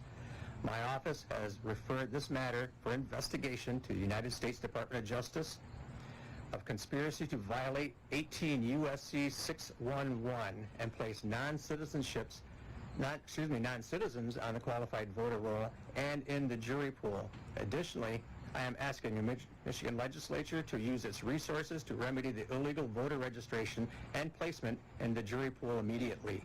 My office encourages witnesses with additional evidence of non-citizens receiving automatic voter registration to report this evidence to my office or to your local sheriff. That was Barry County Sheriff Dar Leaf. Did he say that the system congratulates them? Hey, welcome. You can vote now. But it says it in their home language, though, Yeah, right? probably. Probably, yeah. El español, el voto. Vato. Whatever. Oh, vote? Voto. That's- It's not voto? You don't put the letter O at the end of the American word? Voto. Electional. Stop it. Stick to your Italian. Yes. Oh, that's right. Bastardize my language. Or, as we say in Italian, garbaggio. Yeah, that's what all of this is. Garbaggio. Yeah. And remember when they told us, Dominion for that matter, that there was no way to hack into. Right. It's secure. It's safe. Because Trump lied. Yeah, because the Dominion machines and these new machines are not connected to the internet. Right. They are foolproof. Yeah. Well, turns out also bogus. In September of 2020, about 9 months after the assessment was made that there are machine vulnerabilities, CIA observed Venezuela conducting an experiment where they were able to successfully breach an election counting machine and change the votes. And by the way, change the vote counts without it being detectable in a post-audit or in a post-image review. How did they do that? They had an election machine with ballots and counts on it. As it was working its way up to the vote counting area, a mirror server was created. Somebody sucked the real votes off, placed fake votes in, and then sent them up so that when the audit occurred, the fake votes would be the only ballots you could see. You couldn't see the original ballots as they were casted by that. Now, that was in a controlled environment in Venezuela. It didn't happen during a real election. It happened during election testing. But its significance to the intelligence community was, hey, this isn't hypothetical anymore. Someone figured out a way to do this. And the CIA was extremely concerned about it. But guess what? Our president, our Congress, and the American people didn't get told it. For 6 more years, we went through thinking our machines weren't hackable when they were. Look at that. So everyone who's running around like a chicken with their head cut off saying, don't believe the hype. Our votes are secure, even here in Connecticut, where we know we have Seo Sekunjanen, who got into the country in 1997 On a and stolen had passport. a stolen passport and had a driver's license by 1998. 2 years, well, no, sorry, 1999. 2 years later, he had a driver's license. He didn't even have a green card. Under 2 different names. Exactly. 2 licenses, 2 names, 2 voter registrations. Absolutely. They even asked him, hey, foreigner with no green card, do you want a real ID too? Would you like a real ID? The one that's supposed to be used so that post 9/11 you can be secure in your identification getting on a plane. They were offering a non-citizen that. To his credit, he declined it. So Well, thankfully, probably because he didn't want to have to pay for it. Lord knows I didn't. It is. It's just, it was expensive. Well, you're welcome. You've got your dependent ID. Yeah, that's right. Now, exactly. Goodness gracious, I do. But that being said, right, with all of this nonsense that we know is going on, we know that the DMV, sorry, ladies and gentlemen, they told me because I asked. We know that the DMV on one sheet is allowing people to register to vote. We also know that people are going to be receiving mail-in ballots come this November or before November. But they can also go to that AAA place and Also, get registered to vote. someone you know damn well is going to be receiving a mail-in ballot, an absentee ballot, as they're called. And hopefully nobody shows up at your house and makes you change your vote. Let's hope. Let's hope. But if they do, please do like that good woman down in New Haven did. Record everything. She had a Ring camera in the house. Heck yeah. Because she used to get robbed. And she wanted to make sure she caught the people in the house, not outside the house. How brilliant is that woman? That's why you record everything. But this nonsense that, these yahoos, do you think we're going to... We have to trust them. They're our leaders, remember? Yeah. We voted for them to lead us. Yeah. I don't... Get out of here. I don't trust these people. I don't need to be led. If I do, I got a husband for that. Yeah, it just shows you exactly I don't how... even listen to him. Hey, I want to correct the story that was in no, not FSB. I apologize. Wrong source. WTNH did an article this morning, if not last night, was talking about SNAP benefits. You may be hearing this story about how children are going to lose their SNAP benefits because their parents are illegal? No, because the Trump administration is scaling down who is eligible, right? So there are going to be work requirements for people who get the SNAP benefits. Right. What do you think that they're required? How long are they required to work? It's 20 hours a month. Now, I've actually, it's more than that. Is it? Yes, it's 25 now? No, it's much higher. Okay. How many hours? 80 hours. 80 hours a month. Oh, my God. Mm-hmm. That's 20 hours a week. That's 5 hours a day. That's where you got the 20 from. Okay. It's 20 hours a week. So I read this, and I read the bill, and it includes special cases for women who have children that are not yet in school. They get to keep their benefits. And what's the age? What's the ceiling? What do you mean, what's the ceiling? In other words, your child must be under the age of... Before kindergarten or first grade, something like that. No, okay. So here's where the cutoff is. So a lot of these people who are being kicked off have children age 14 and older. At 14, that kid needs his own job. I'm sorry. That is a grown... I had my first job at 14. If you're disabled, you get to keep your benefits. If you're elderly, you get to keep your benefits. Right. But if you are within working age... and you can't manage 20 hours a week? Well, the New Haven Advocacy Group, which WTNH is citing here, says that nearly 63,000 Connecticut residents lost their SNAP benefits in the year after Congress and President Trump tightened federal eligibility rules last July. That's roughly double the state's Department of Social Services projected, which is, again, they were looking at somewhere around 20,000 families that were going to lose. But look at this. Connecticut Voices for Children released a report that says that in July of 2025 to 2026, it shows that a drop of the 360,000 people who were receiving SNAP benefits went down to 300,000, which would estimate the 60,000 who lost it, a 17% decline. Half of the losses came from 7 cities: Hartford, Waterbury, New Haven, Bridgeport, New Britain, and Meriden. Oh, and also East Hartford. The main federal changes took effect in November of 2025 under the One Big Beautiful Bill. Able-bodied adults ages 18 to 64 without a child under 14 must now work, train, or volunteer at least 80 hours a month. Volunteer. You can volunteer. That's correct. In essence, make yourself useful. That's all. So if I'm going to jump ahead.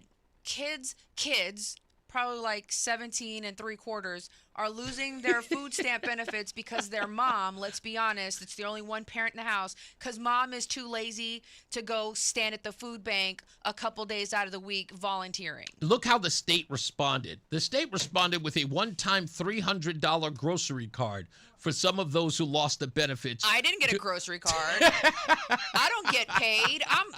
I'm a disabled veteran. I don't get a paycheck. Where's my $300? Sorry. The exact number of those who lost their benefits was 62,770. Those are the people who lost them. And again, these are people with children above the age of 14. Anybody with children less than 14 kept their benefits. Again, we have 300,000 residents in the state of Connecticut who are on SNAP. Now, the only thing I would suggest, if I'm the governor, which is possible, is to make job availability for those who don't have one so they can get off SNAP. I would say fire the illegals, hire those on welfare. Maybe that would help. And people keep telling me, in fact, we had this conversation in the car, that it's a lie that illegals are not taking jobs from Americans, but yet illegals are doing jobs that Americans don't want to do. Anyway, that's the first part. That's such a great point. But if you fired illegals and gave illegals no incentive to be here, and you gave these SNAP people an opportunity to work, why wouldn't they work? I mean, they could walk to the McDonald's across the street because you know there's one. There's a McDonald's freaking everywhere. But you know you can walk to McDonald's once you drop your 17-year-old off at high school. And you can work while your baby's in class. For their freshman year. We got to take a break. Mark Christopher's out. Tom O'Hanlon is filling in. He is in the BPS Lawyers Traffic Center. I'm Tom O'Hanlon from the BPS Lawyers Traffic Center. On the eastbound side of 84, starting to bunch up quite a bit as you are passing by South Main Street. We'll keep an eye on that for you. Then it clears up for a while, but then by the time you get up into Parkville, just that stop and go feeding up into Hartford. On the westbound side of 84, it's slow from around Main Street over to Route 2, feeding a lot of traffic up into westbound 84. Founders Bridge, a little bit better over to the Hartford side. And if you're heading down 91 through North Meadows, we are hitting the brakes there with traffic volume down into 84. On 291 westbound, we have that long-term construction between exit 2 and exit 1D slowing you down, and Route 3 looks pretty good. Wilbur Cross is slow as you're going southbound into the area right around Hamden, and also a heads up in New Haven. We have a crash on 91 northbound between exits 2 and 3. The left lane is taken out. Traffic and weather together on the 8th. WTIC News Talk 1080. WTIC weather.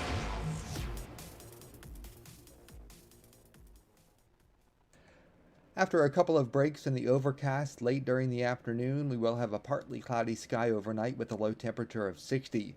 Plenty of cloud cover tomorrow with a couple of showers around, the high temperature 74. Perhaps a brief instance of flooding well to the south of the city. Humid with a couple of showers tomorrow night with a low of 64. Cloudy and humid, a couple of showers and a thunderstorm on Sunday, the high 79. But behind a cold front and low pressure center, plenty of sunshine, less humid, a nice gentle breeze on Monday, the high temperature up to 80. Partly sunny up to 78 on Tuesday, mostly sunny on Wednesday, the high 79. This is meteorologist Chad Merrill in the WTIC Weather Center.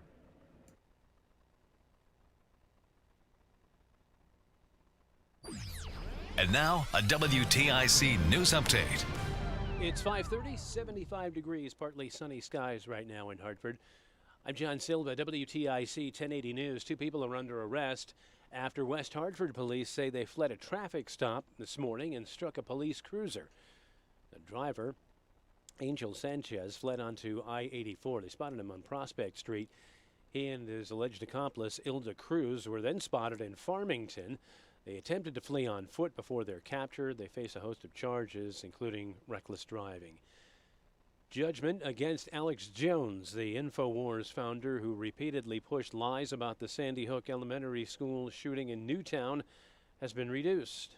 Court has slashed a $50 million judgment to just $1.5 million against InfoWars founder Alex Jones over his false claims that the 2012 Sandy Hook school shooting in Connecticut was a hoax. The appeals court found that the parents of 6-year-old Jesse Lewis did not show evidence that the harassment inflamed by Jones's hoax claims rose to a level that would allow them to exceed the state's $750,000 cap on damages for each plaintiff. The ruling does not affect a $1.4 billion judgment against Jones in Connecticut. Jones is yet to make any payments for any of the judgments against him as he appeals the amounts and attempts to liquidate his company. 20 children and 6 educators were killed in that attack. I'm Lisa Dwyer. Man's dead after he was struck by the driver of an SUV. By the driver who police say was intoxicated. 43-year-old pronounced dead at the scene last night. Rivera Maldonado is facing manslaughter and other charges. Defense rested its case today in the Lindsey Clancy murder trial. after eliciting more testimony about her mental state before she strangled her 3 young children in 2023. Prosecutors called rebuttal witnesses before attorneys made their closing arguments at trial. Company and elected officials held groundbreaking at the Old Crystal Mall in Waterford for a new training hub for General Dynamics electric boat.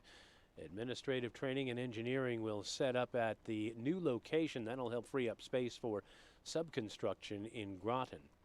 And President Trump has announced the administration will temporarily allow more beef imports into the U.S. without triggering higher tariffs. He said today the imported beef will be sold at 25% below current market rates to help American consumers. Wall Street, the Dow finished up 517 points today. The NASDAQ picked up 113, and the S&P was up 33 points. Baseball on the radio tonight. Red Sox and the San Francisco Giants begin a 3-game series at Fenway. 6:10 the pregame here. Yanks are back home at the stadium. They take on Toronto. Mets head west to Chicago to face the White Sox. And in the Eastern League, Somerset and the Yard Goats are playing a doubleheader due to last night's rainout. I'm John Silva, WTIC 1080 News. I'm not one to say I told you so, but I switched to Pure Talk over a year ago, and ever since, I've been telling people there's no better wireless company out there.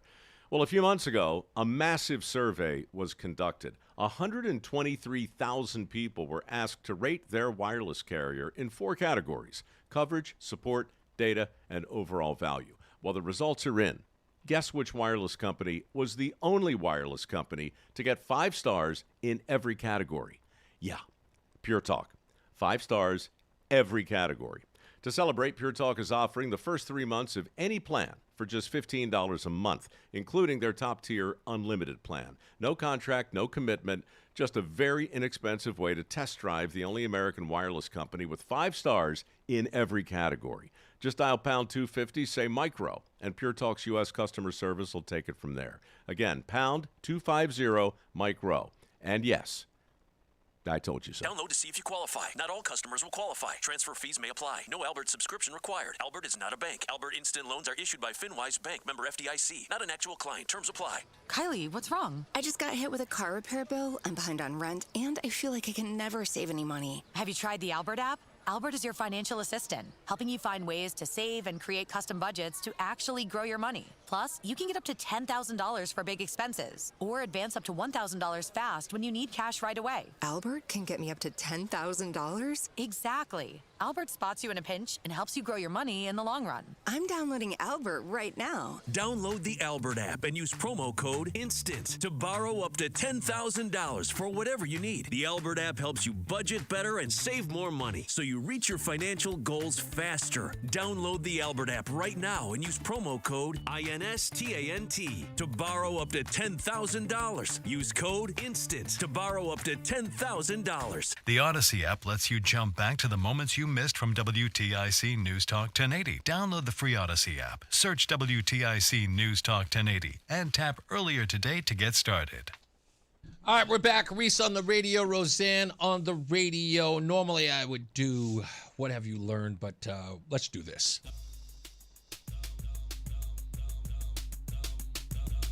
Yes, you do. Stupid as can be. This could very well be the stupidest person on the face of the earth. Stupidest thing I read today.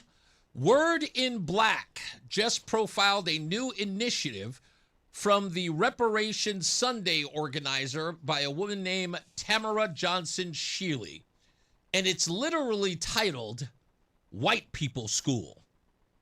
The pitch: white Americans need a special class to unlearn what they think they know about black history. That's right. I can't say what I want to say because we'll get just dumped. Oh my God. They say that they need to. You must unlearn what you have learned. You must unlearn what you have learned. It's a 5-part visual lecture series plus 20 hours of online instruction. 10 hours of material, 10 hours of direct engagement with Johnson Shealy. The inaugural class has 2 students. Field trips include Savannah sites tied to 40 acres and a mule history, so participants can feel the broken promise in person. Johnson Shealy says the shocking name is intentional. Only whites get past the shock, and they'll all be open to learning. She frames reparations as a debt, not a gift, and rejects the idea that white people get to dictate the terms of the conversation. The whole thing is sold as creating honest conversations and safe spaces for whites to confront their role in the ongoing systemic injustice. White People's School. I think that should have a single. That should have the jingle. White People's School. If she's going to teach about Black history and the broken promise, how far back is she willing to go? I don't know if she's willing to go there. Don't go there. We have to go to a break. You're not going to go there. Go to my page, Rozan Hopkins, and you'll see how I feel about reparations. Should definitely be paid, but by whom? White People's School. Let's get a check on weather and traffic. Mark Christopher's out, so we've got Tom O'Hanlon, not AI. He's in the BPS Lawyers Traffic Center. I'm Tom O'Hanlon from the BPS Lawyers Traffic Center. On 84 on the eastbound side at West Hartford, we have that problem. It's a crash with 2 vehicles involved that happened between exits 41 and 43, and it took out the left lane. Westbound 84, busy through East Hartford as you're approaching Route 2. 2 is feeding a lot of traffic up into 84. And also on 291, we have that long-term construction as you are going westbound approaching the river, so be prepared for that. Going down 91, it's slowing down through North Meadows. Otherwise, 91 gets you down to New Haven without too much trouble. But we do have a collision on the northbound side of 91. A couple of vehicles there. That's northbound 91 between exits 2 and 3. The left lane is closed. And southbound 95 is busy through New Haven. Traffic and weather together on the 8s. WTIC News Talk 1080. WTIC weather. We still have a lot of cloud cover east of Interstate 91, but west of Interstate 91, well, we've got some breaks in the overcast, and that's going to be the general theme. The clouds are slowly going to thin out as we go throughout the evening hours, so a nice sunset and then a pleasant evening with a low temperature of 60. Mostly cloudy, a couple of showers back in here tomorrow afternoon with a high of 74. Again, tomorrow night, a couple of showers with a low of 64. A couple of more showers and a thunderstorm on Sunday. And there's a possibility of maybe some small hail or gusty winds in the thunderstorm during the afternoon up to 79. And then Monday, Tuesday, and Wednesday, we're back to dry weather, lower humidity on Monday, plenty of sunshine up to 80, 78 on Tuesday, 79 on Wednesday. Right now, 73 with a cloud cover in Wallingford, but 77 in Bristol with more sunshine, and 75 in Hartford. This is meteorologist Chad Merrill in the WTIC Weather Center. Hi, Eric Hogarth with Money Wisdom. This week, we discuss the latest tips in financial planning and real solutions for your money questions. Don't just save, thrive with Money Wisdom on WTIC News Talk 1080. Sponsored by Progressive Insurance. Make sure your family is well taken care of with life insurance. Protect your phones, laptops, and more with electronic device insurance. And cover your furry friends with pet health insurance.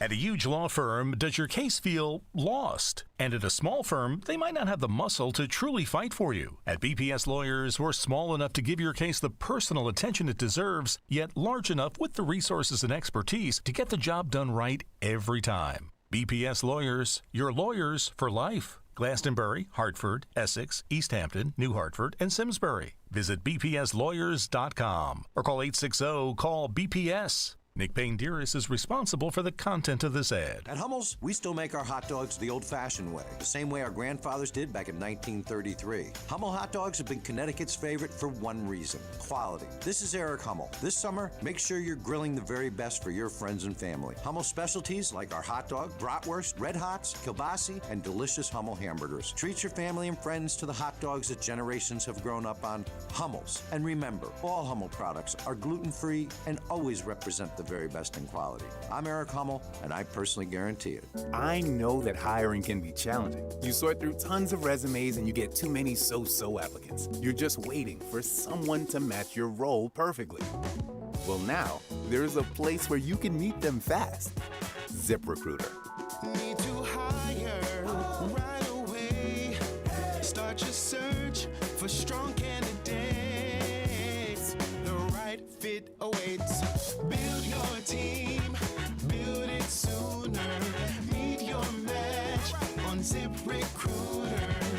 Just head to ziprecruiter.com/free right now to try it for free, and you're on your way to meeting your match.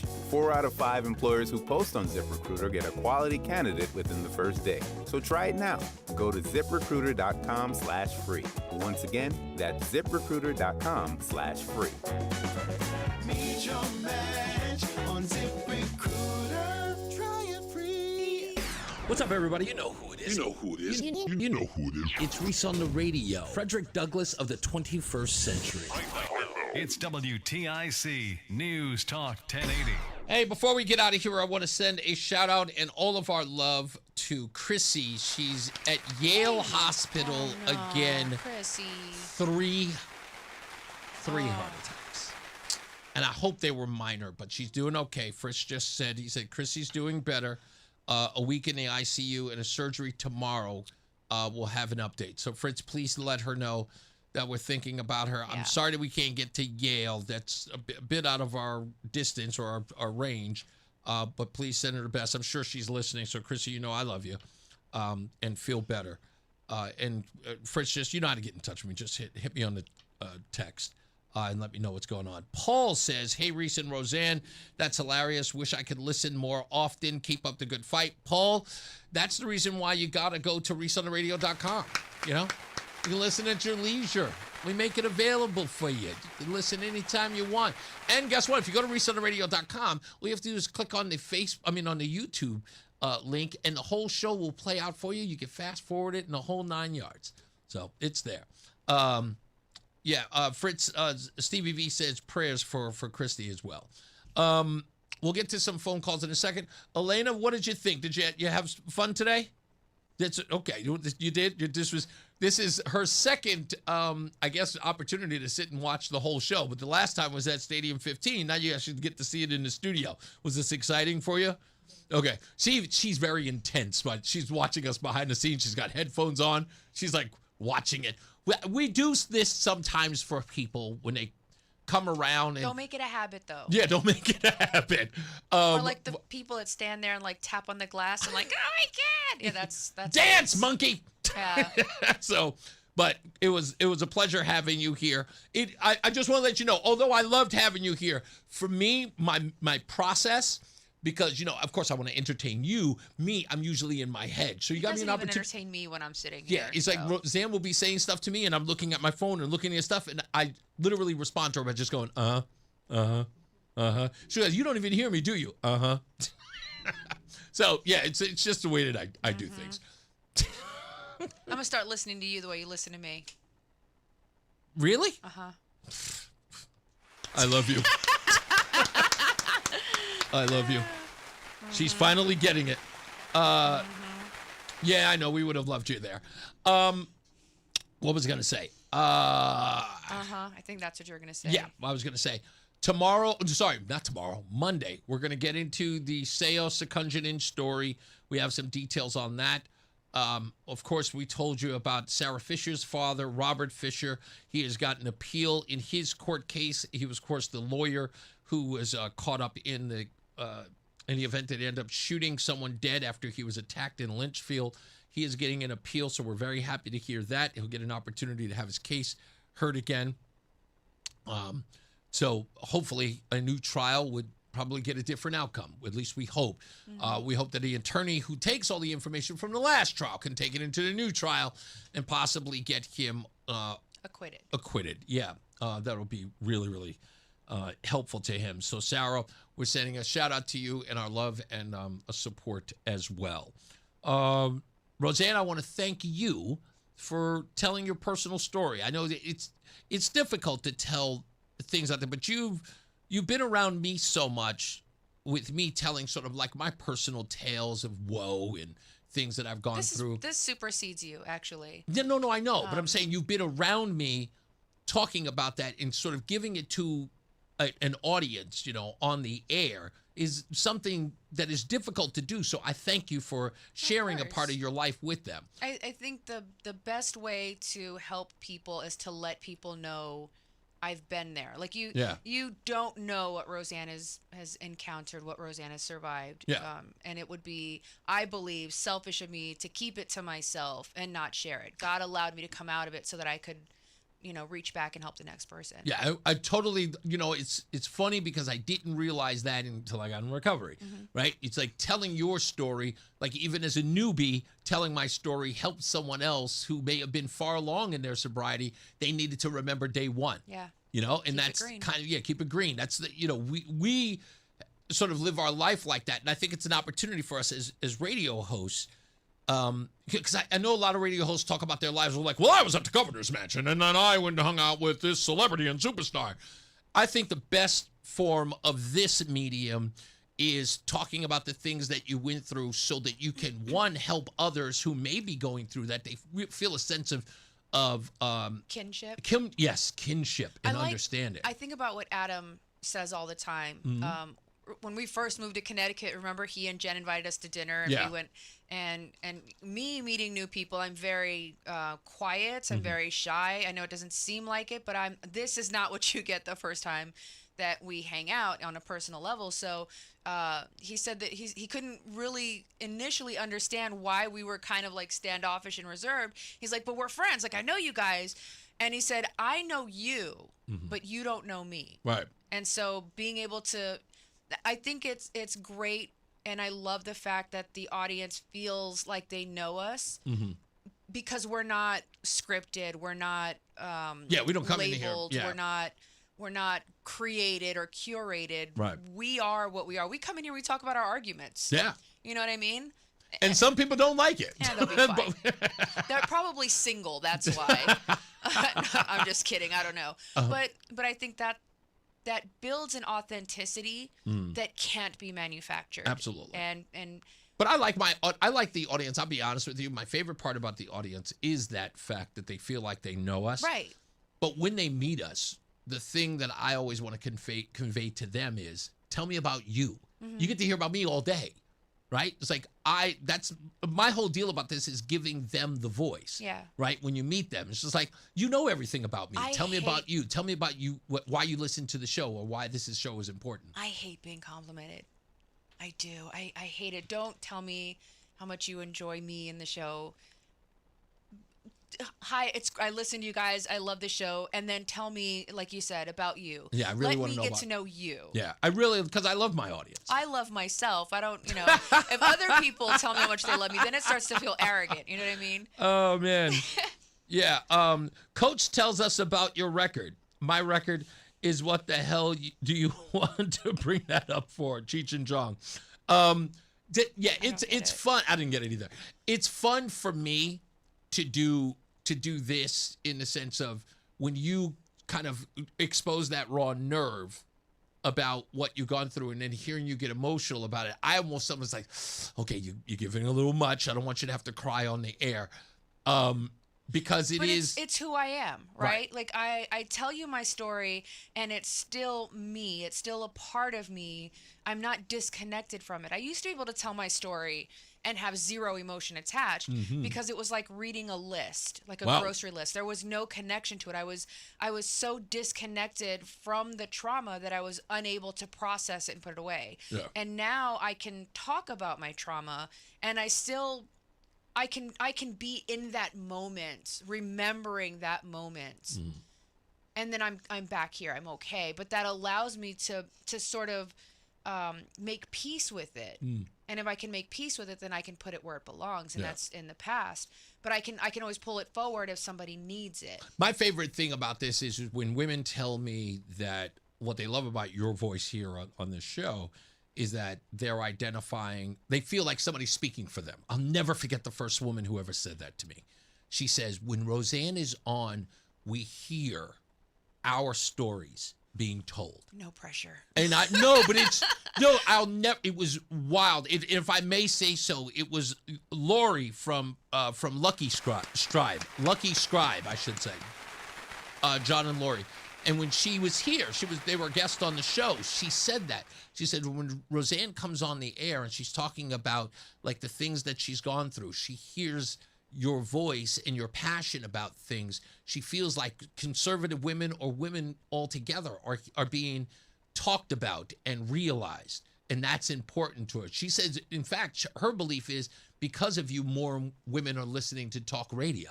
I hope so. And so do I. Because to me, it's like recovery. Almost everything in my life today is recovery, right? If I can, it doesn't matter if it's mental health, if it's whatever your ism is. If you're here and you're listening, maybe I can, give you a nugget that maybe helps you hold on for another day, or maybe, you hear something and like, that sounds like a good idea. Maybe I'll give that a try. Yeah. So. And the guys think you're freaking hot. That's another thing. Shut up.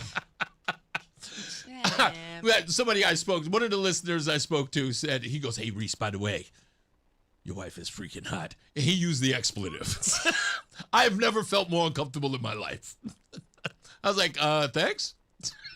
Which will put me in a doghouse with my wife when I go, thank you. Which I should be going, you're damn right she is. I'm just going, thanks, weirdo.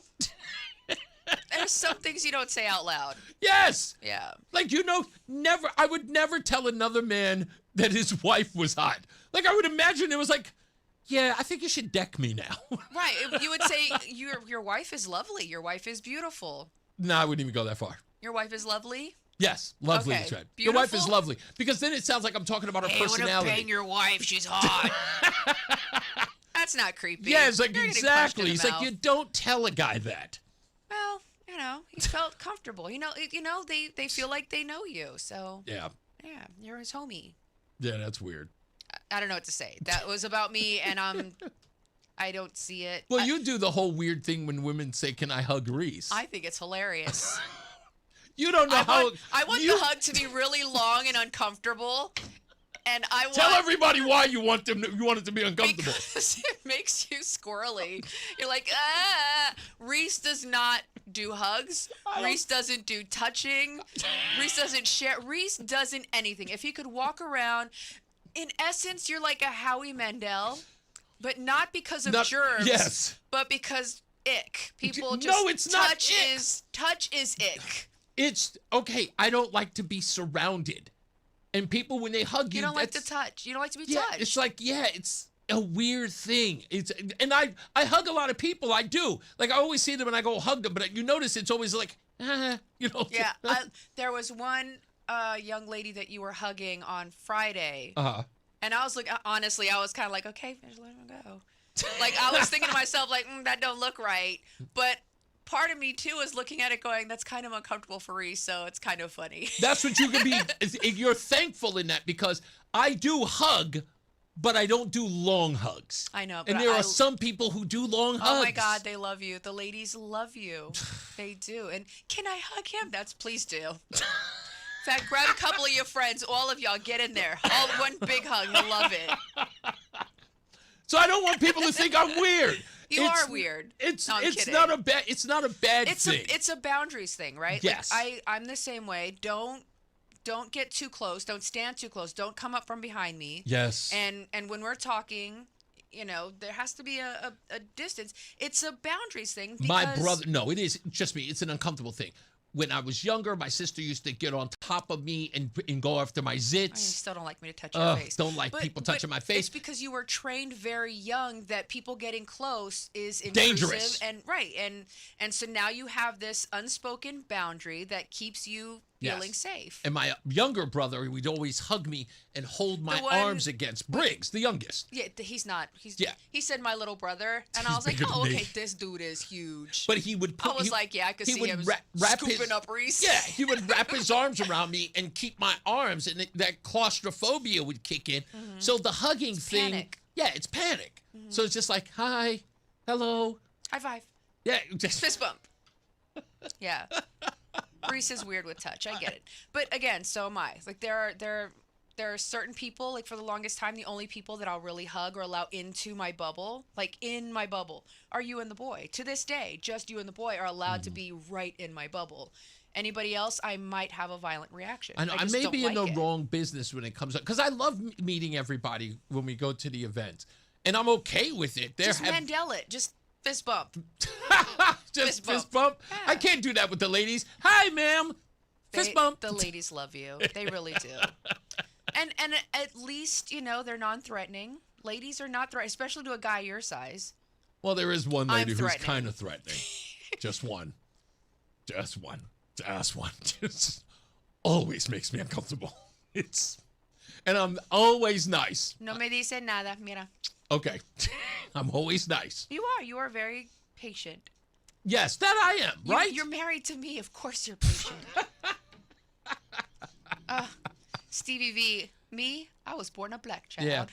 Carmela says, thank you, Reese. Now I'm going to have to the white people school song in the background of the other 5 things I'm thinking about at the time when I wake up in the middle of the night. It's true. White people school. It's the best jingle ever. When you sang that, I just thought about the, remember on Saturday mornings we used to do the Bill of Rights? Yes. And that's exactly what popped into my head when you said white people school. White people school. Get the Constitution dancing around because learn about black stuff. As I always say. Black facts. As I always say, radio is free, so we thank you for paying attention. Remember to keep JC in your hearts and in your mind. Sean Patrick, we love you and we miss you.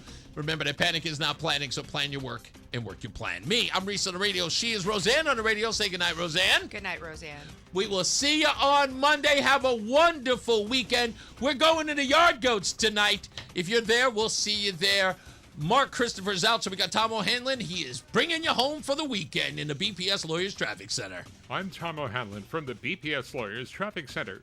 We have a crash now in Hartford on 84 on the westbound side between exits 50 and 48. The left lane is closed. And in West Hartford, 84 eastbound, exit 41 to 43. That crash earlier